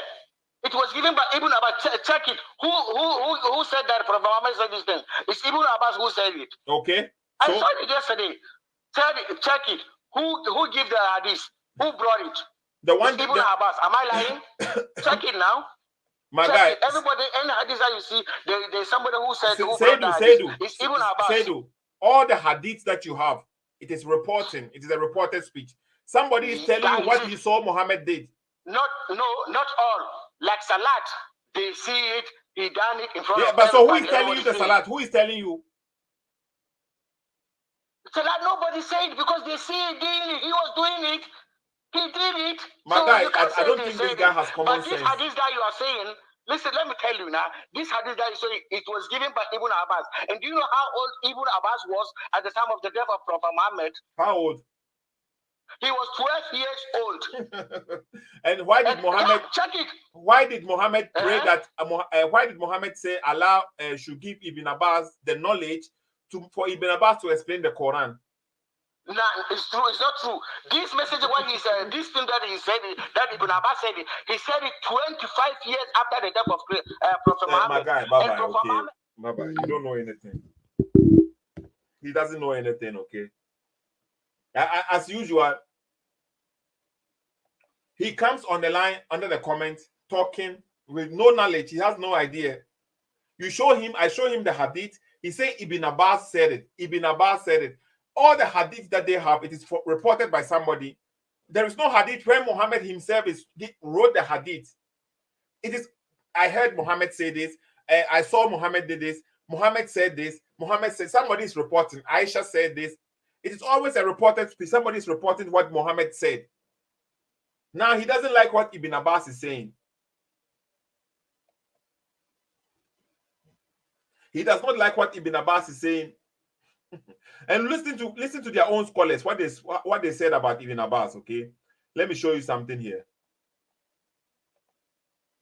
To their own scholars, okay? Not from me, from their own scholars.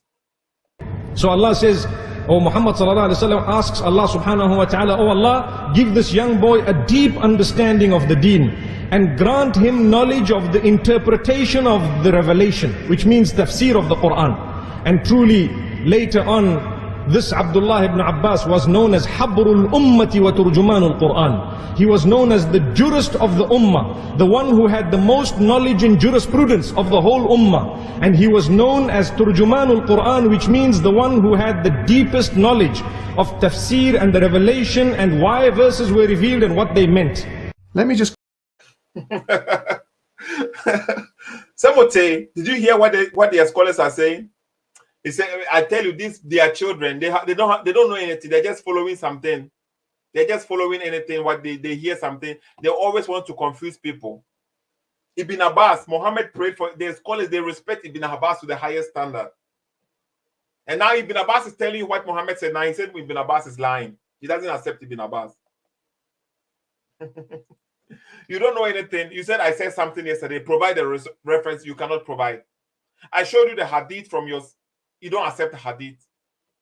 Seto SSK, okay, time is up. We have to end the conversation anyway. Oh, sorry. Somebody's already. Sorry. Johnson. Seto.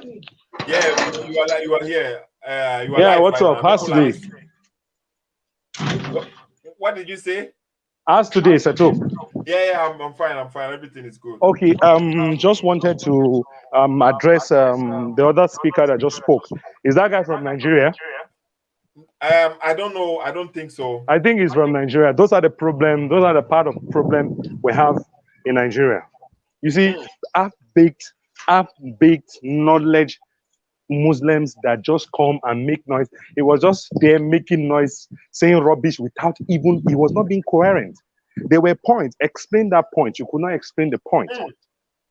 Explain the point. You could not explain. You are junketing from one place to the other, saying that hadith is a sunnah. I don't understand that this is compulsory, it's not compulsory. So why, if you are saying that it's a sunnah, that means it's compulsory and not compulsory. So it means that book is a book of probability. So how did you know that one is even true and one is not true? You're getting it. So you see, these people just don't have the knowledge of what they are defending. That is just the truth. They don't have the knowledge of what they are defending. If he really actually have the knowledge of what he is defending, I'm even very happy that he called. He's one of those guys that will come and be making noise. I even thought he even have knowledge. No knowledge whatsoever. He was just moving. Defend. Okay, you said, you know, like what Richard said. You said Jesus Christ was a Muslim. How is he a Muslim? Because he fell on his face and bowed. Even in churches today, when Yes. Hello? Hello? Oh, Mark Johnson had the line had disconnected. The line has disconnected. I don't know why. Okay, can you hear me now? Yeah, I can hear you. I can hear you. But wait, we have. Okay, it has dropped again. It has dropped. Acoustic. Yeah. Acoustic. Hello. Yeah, hello. Can you hear me? The line is breaking, man. It's not breaking. You are hungry. I come with the routine. I work said the line is breaking. Oh.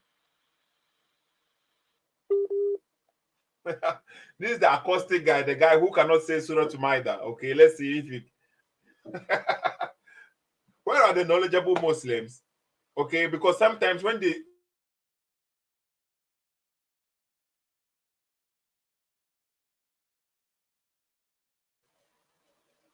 I hope the network is messing up. It's true. Okay, now I can see. Acoustic has also dropped. Let me try and call him back. Seto SSK, please share this video for us. Invite people, tag people, okay, and let us learn together. It is obvious. The Muslims, okay, most of them, they believe, but they don't know. They believe, they don't care. Let's see if your acoustic will pick up the phone. Or what the Muslims they can do is to attack the Christians, okay? And they attack the Christians based on what somebody is doing. What a pastor or a Christian is doing outside the Bible, they will use that to attack Christianity. But when you use the same logic, the same mentality on them, what a Muslim is doing, let's say a Muslim is doing something which is not the teachings of Islam, and you are using that to condemn Islam, they will all complain. Hey, you are being unfair. Islam is perfect, but Muslims are not perfect. They don't say that, oh, okay, the Bible is perfect, but the Christians are not perfect. You see, when I expose them, I give the Christians some mentality, something they can use for the against the Muslims, and then they are crying. Hey, Seidu, I'm not speaking about you, okay? Seidu, are you from Nigeria or are you from Ghana? Because I want to know. Okay, Mark Johnson is back, so let him conclude and we will leave. Hello. Yeah, you are back. Sorry, Zeto, sorry, the network is bad. Okay. So if you look at what you told what's it called, Seidu, to actually expatiate, he could not defend that scripture. He could not explain that scripture. You see, the truth is this. They said, okay, now, something is not written in my book, but however, as Christian, all over the world, we do it. Are you now telling me that we just came together and agree to do that if it's not written in the scripture? So it is what is written in the scripture that a Christian, a Mark Johnson Christian in Nigeria, we do, and the same Mark Johnson in UK, we do. Are you getting me? So if you are now denying, Seto, can you hear me? Are you there? I'm here. So if you are not denying that there is not a part that said kill the unbeliever or kill somebody who had left Islam fold in Islam, why is it that when it comes to Nigeria, people who are in Nigeria who wants to leave Islam end up running away from the house and go to another distant land because of the fear that they want to be killed? The same thing in Ghana, the same thing in Benin, the same thing in Afghanistan, the same thing in Saudi Arabia. It's prohibited. Why that if you, let's say for example in Nigeria, if somebody say you want to become a Muslim, I will just tell you, oh, God be with you. Same thing in Nigeria, same thing in Ghana, same thing in this thing. So what are you saying? The guy, he just called me back. Okay, I called him back. Let's see, he has some more to say. Okay. Hello, Saidu. Yeah, I'm here. I'm listening. So where did you get this information that Ibn Abbas was 12 years old? Where did you get this information? What do you mean by why? Am I not a Muslim? I research the way you are making research. And Yeah, so where did you get this information? We want to research it too. You said what? Where did you get the information? You research, you found, give it to us.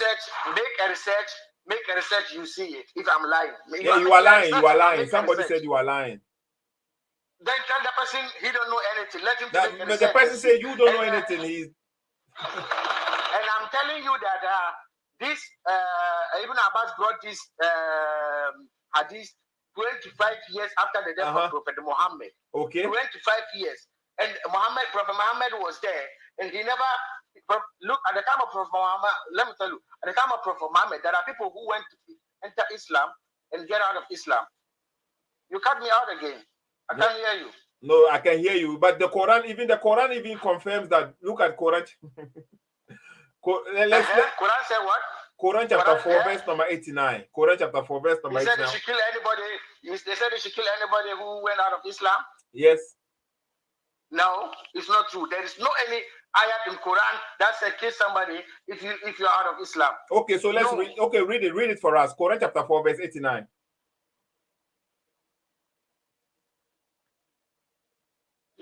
I'm coming.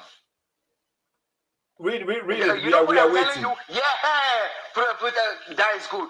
Quran chapter 4, verse 10. You know why? That's what I'm telling you. You have to check the tafsir. My guy, read the verse for us. Read it. Now, my brother, you can't look. Chateau, I think we are learning something, isn't it? So read the verse. We are waiting. Read it. No.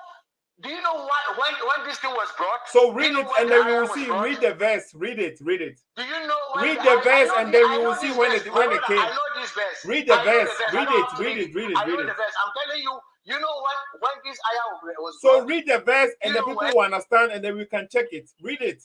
And I told you also that there is also a verse in the Quran that said anybody who kill any person.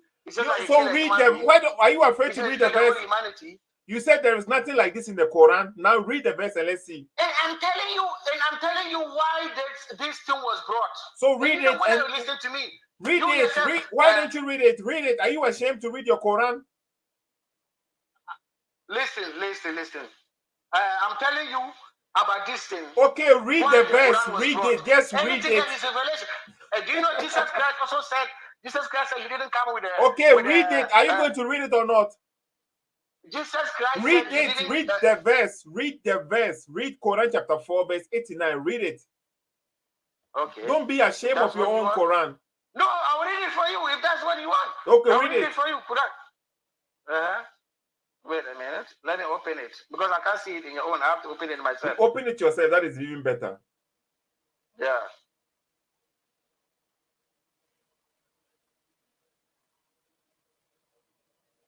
Quran chapter what you said? Quran chapter 4.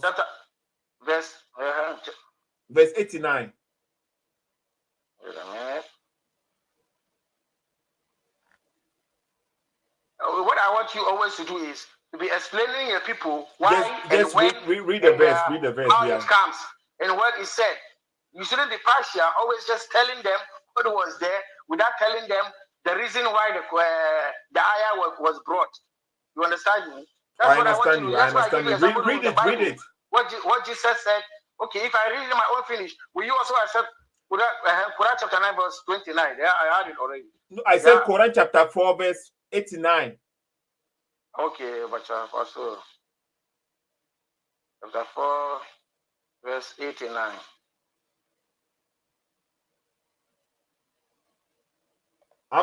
Ahmed, can you call also? Okay, call it so that we can read the tafsir together.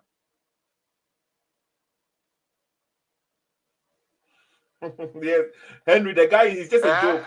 He's just a kid. They wish you disbelievers as they disbelieve, so you be alike. So do not take from among them. Saidu, can you read the Arabic first and then the English? Well, my brother, if I read Arabic for you, even you don't understand. You yourself, you don't understand. Read it. I want to hear your Arabic. Oh my, no. Okay.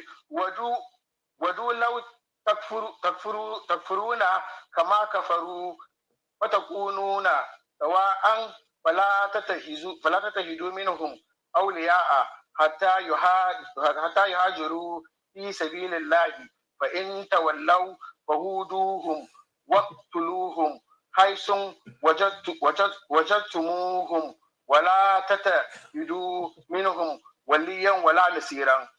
Okay, you understand what I said now? Okay, go yet English. My God, they wish you will disbelieve. They wish you will disbelieve as they disbelieve. So you will be alike. So do not take from among them allies until they immigrate for the cause of Allah. But if they turn away, then seize them and kill them for the betrayal wherever you find them, and then take note from among them any ally helper. So you hear that? Yeah. What did he say? Have you really read the tafsir about it? When and how and to whom people they brought, and where exactly they brought this tafsir, this ayah? Okay. So what is the verse trying to say here? Yeah, is it that I can't tell you because you have to read the tafsir to understand why. Okay, bye bye. When and how and why they brought. Bye. The guy is just a kid. You see now, he said there is no way in the Quran it says. You show him from the Quran, now read the tafsir. So is it in the Quran or is not in the Quran? He's trying to tell us it is in the Quran, but there is a specific time which happened. So the verse is telling you, okay, but if they turn away, let's go back small, okay? It says, so imagine, okay, the way the Quran is being recited, when you play it, they use the nice voice to fool people, for people to get emotion. Imagine this is the way he read the Arabic Quran. Imagine that is the way they are reading the Quran. Do you think somebody will be interested in the Quran? So they use sounds and auto-tune to convince people. They say the Quran is so beautiful. Look at how he was reading the Arabic. If it was like the way this, and who will join Islam? So they are using the sound of a voice, the voice to convince people that Islam is this and that. But let's put that in your mind. The verse is saying, they wish you would disbelieve as they disbelieved. Okay, so you'll be alike. So do not take from them, okay, from among them allies until they immigrate for the cause of Allah. So the disbelievers, okay, you shouldn't take them as friends, as allies, aluyan, or something like this is in Arabic. Don't take from them protection or anything until they immigrate, until they become Muslims and for the cause of Allah. And when they have become Muslims, when they say they have become Muslims, but if they turn away, so they have become Muslims, if they turn away, they apostate, they go outside from Islam, then seize them and kill them wherever you find them. And take not from among them any ally or helper. You hear? So they became Muslims, and if they leave, then this is what the verse is saying.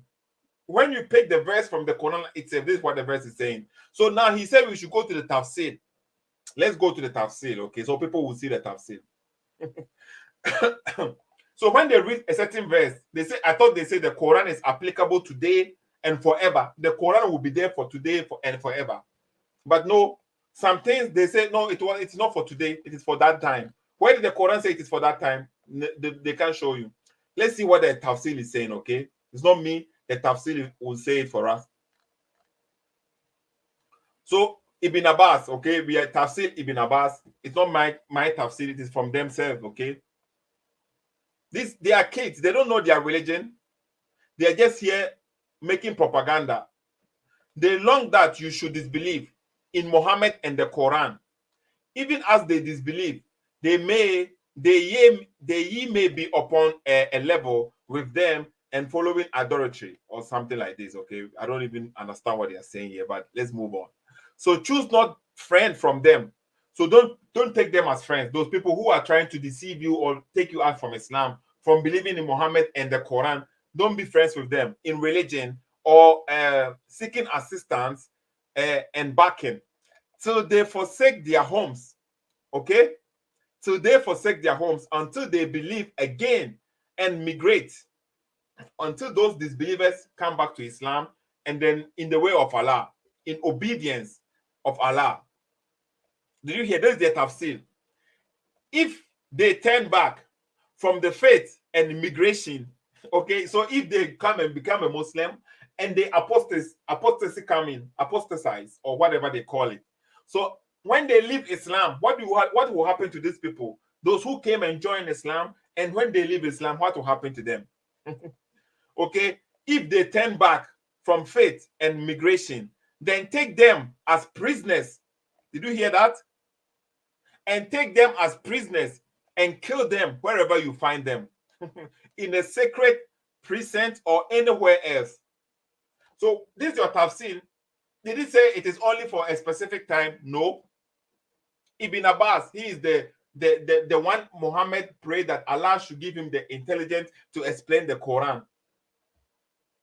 And choose no friends in religion or for seeking assistance and backing, no helper or protector, Aluyan. Okay, so we have the verse here. So, so what do you say now? This is a tafsir. The tafsir said if they join the religion and they leave the religion, you keep them as prisoners, you kill them wherever you find them. Take them as prisoners and kill them wherever you find them. You see how they are children, I tell you. They don't know anything. They're just, we hear and we obey.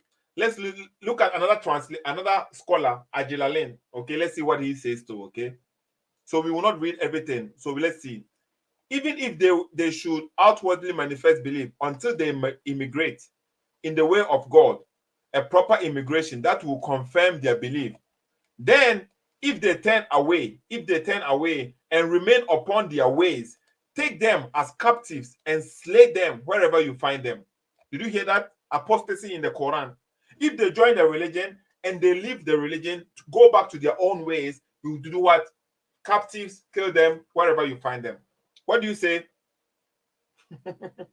They have no idea what is in their books. He will say, go to the tafsir, as if the tafsir. They don't know what is in their book. Let's see what Ibn Abbas, Ibn Kathir also said. I'm looking for the verse, okay? They wish that you reject faith. They wish that you reject faith as they rejected. Okay, so this is the verse. And let's see what it happens when they and take not Aliyah. Okay, that is don't take them as friends. But if they turn back, if they abandon Hijrah and whatever,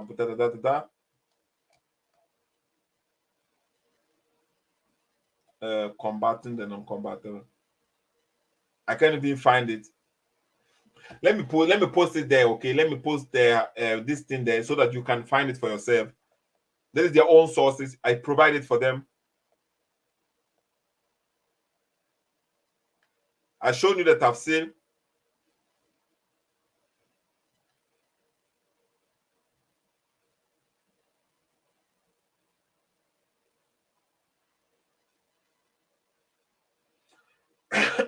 Okay, so the brother is saying here, the verse, Quran chapter 4, verse 89, was revealed during the war between the Muslims and the hypocrites. I have went through the tafsir, and it's quite different from what you portrayed. Even Quran chapter 9, verse 28 quoted was out of context, okay? So how come you are not calling us? I've shown the tafsir right here. So every verse that happens, it is for only that specific time. It has nothing to do with the Muslims today. So it's because somebody, This is the only lies. They have to lie to themselves so that they can find the religion appealing. That is the only thing. So they don't want to accept the truth. You show it to them on the screen, they don't care. They don't care. They will find another way to deny it. That is their own. That is the point here. Okay, they will find a way to deny what you are showing to them. Simple as that. You show it to them, they will find a way to deny it. You show it to them, they will find a way to deny it. It is you don't understand. But you will never call Ahmed. I want you to call and we will check Quran chapter 9, verse 28 and 29. And you will see who is lying, who is taken out of context. And this verse too, I've shown it clearly on the screen. When you read the verse itself, you can see the meaning of the verse in the Quran itself. They join Islam. When they leave, you do this to them. And it's you as a Muslim, it is also for you today too. But because today you don't have that power. When the Quran said, the Muslim, when the Quran said, what did the Quran say? Verse 48. Does it say victory? Indeed, we have given you, Muhammad, a clear conquest. What was that? What was this conquest? When Muhammad came back and conquered Mecca back. And then because he conquered them, many people joined the religion. Many people. Quran chapter 110, I think it's also saying such a Quran chapter 110. And when the victory of Allah has come and the conquest, and you see many people entering into the religion of Allah in multitude.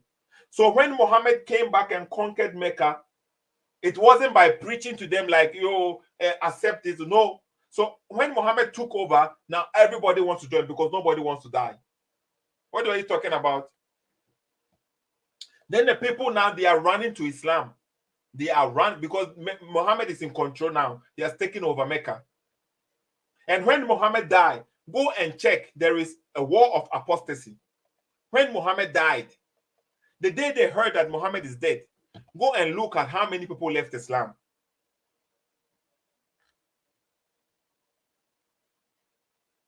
Go and look at how many people left Islam. And that is why they started fighting the war of apostasy. So there's everybody who leave Islam will die. So they use fight to bring people back into Islam. War of apostasy. Check it for yourself, okay? Seto SSK. We come with references and it is clear. When you have the Muslims on the line, they don't know anything. They don't know. Okay, they can talk for a very long time if you give them the opportunity, but nothing comes out. Seto SSK, let's end the conversation here, okay? In thousands, yes.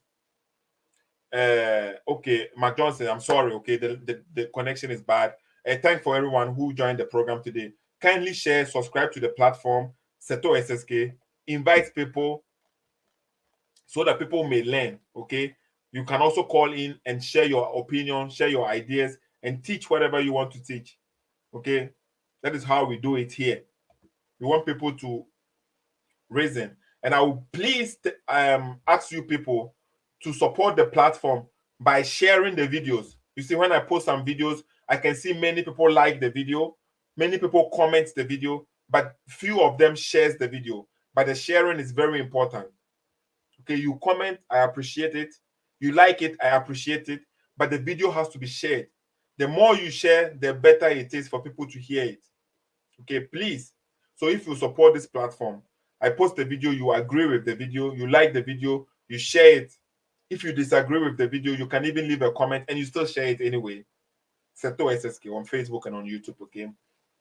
Today I have gone over time, but I think it was okay. It is a special, Easter special. So for the Christians, Jesus has risen. He has done something for them. Nobody has ever done such a thing for them. Okay, so it's a good thing. And I am searching. I'm still searching, okay? I'm not a Christian. And if I become a Christian, if I understand the Christianity, I am still searching. If I come to the point where I understand the Christianity and I think, okay, this is good for me, I will be very happy to share it. Okay, I will be very happy. I know that the direction that I'm going, people many think it is Christianity. Maybe I will be a Rastafarian. You never know. Maybe somebody Muslim will contact me very soon and then he will tell me to Islam. You never know. Okay, so don't be so sure that I am a Christian. Okay, even though what I'm seeing right now, Okay, Christianity is much better, makes sense than Islam, according to what I'm saying. Okay, because in Islam, even what I'm doing right now, scratching my nose right now, that is Allah. Allah has decreed this. Allah wrote it. I'll be scratching my nose. What? I don't have any power. I don't have nothing. I can't do anything. I'm about to end this conversation. It is because Allah decreed it. Allah knew exactly that I will be ending the program right now. Allah knew that Seto will go to heaven one day. I will go. He knows already. So it doesn't matter what I do right now. Allah has already decreed that I will go to heaven. So at the end, before I die, at the age of 120, Allah will make me become what He wants me to become. So I will enter heaven. You see, what religion is this? Seto SSK. Okay, please now share this video for us. Invite people, tag people, and then subscribe to the channel. Okay. Sedu is crying. Okay, so the guy is a Christian. He's afraid to say it. Why am I afraid to say it? When if you are a Muslim and you are not afraid to say it, why should I be afraid of saying that I'm a Christian? But I don't want to lie. If I'm not a Christian, I'm not a Christian. But it doesn't mean I cannot read the Bible. It doesn't mean I have to lie against the Bible. I'm not a Muslim and I don't lie against them. I don't lie against the Quran. There is one guy in Nigeria called Daddy Freddy. Daddy Fred is not a Muslim. I don't think he's a Bible critic, but he's not a Muslim. When he's reading the Quran, nobody complains that he's a Muslim. The Muslims love it. The Muslims love it when Daddy Freddy is criticizing them. I hope I'm saying his name correct. If there is a Muslim Nigerian here who knows that guy, Daddy Freddy or something like this, he's a big critic for the Bible. And then when he's criticizing the Bible, the Muslims jubilate.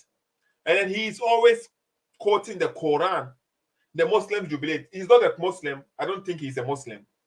You see, but when it is media, then they say I'm a Christian. But when that guy in Nigeria, Daddy Freeze, okay, or Daddy Fresh. So which one is which? Daddy Freeze or Daddy Fresh?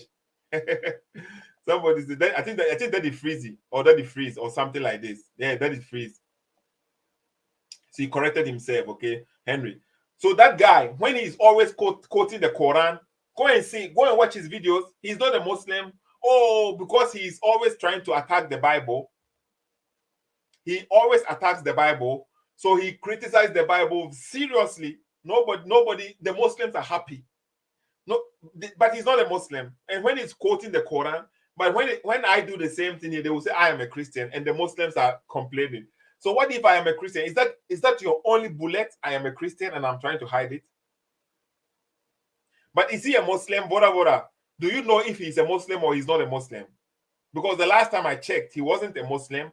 He was just quoting the Quran in a very interesting way. He was quoting the Quran. Is he a Muslim? Can somebody let me know if he knows that he's a Muslim or he's not a Muslim? Maybe he converted to Islam. Okay, maybe he has converted to Islam, and that is why he was preaching. Because the last video I saw from him, and the way he was quoting the Bible and the way he was quoting the Quran, okay, but he can do that. But nobody was saying, nobody was complaining. You see now, but to me, they say I'm a Christian, but the Muslims, they never go and complain about him. He's not a Muslim. You see, he's not a Muslim. The Muslims never go there, or the Christians never attack him and say he's a Muslim. They leave him. But media, they want to say, Chinchina, I am a Christian. I will be happy if I get the understanding of Christianity. And then if I become a Christian one day, the Muslims, you will suffer, because that will be a different thing for you. Okay? If so, Bible also preaching killing. Look at it. So what? The Bible is preaching killing. when they don't have the answers, they're always trying to say, you two pointing fingers. They can't defend their own book, so they have to point fingers. Okay, he's not a Muslim. Go and watch his videos, how he speaks about Christianity or the Bible, and watch how he speaks about the Quran. But the Muslim, nobody complains.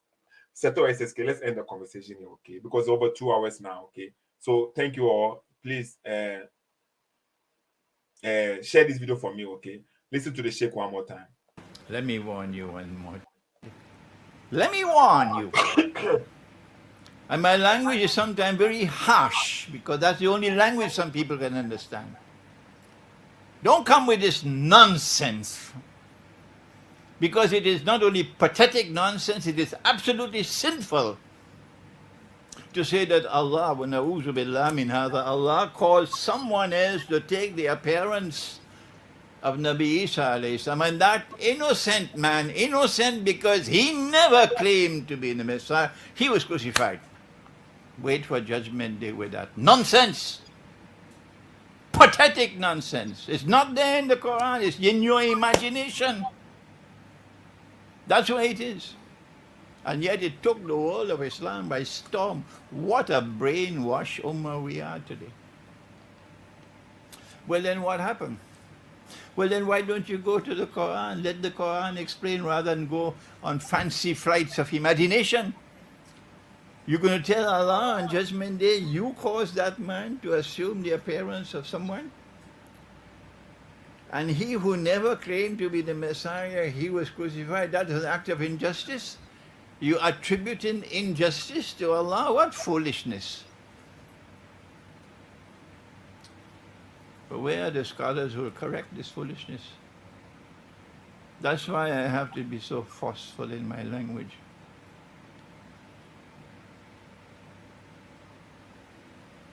Allah took his soul. They thought he was dead. They took down the body. They put the body in the cave.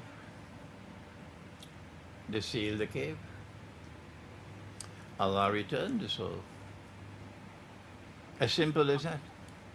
Nobody knew that the soul was returned. And Allah raised him. But let me warn you one more time. If you stick with this theory of substitution, you are going to be in a pathetic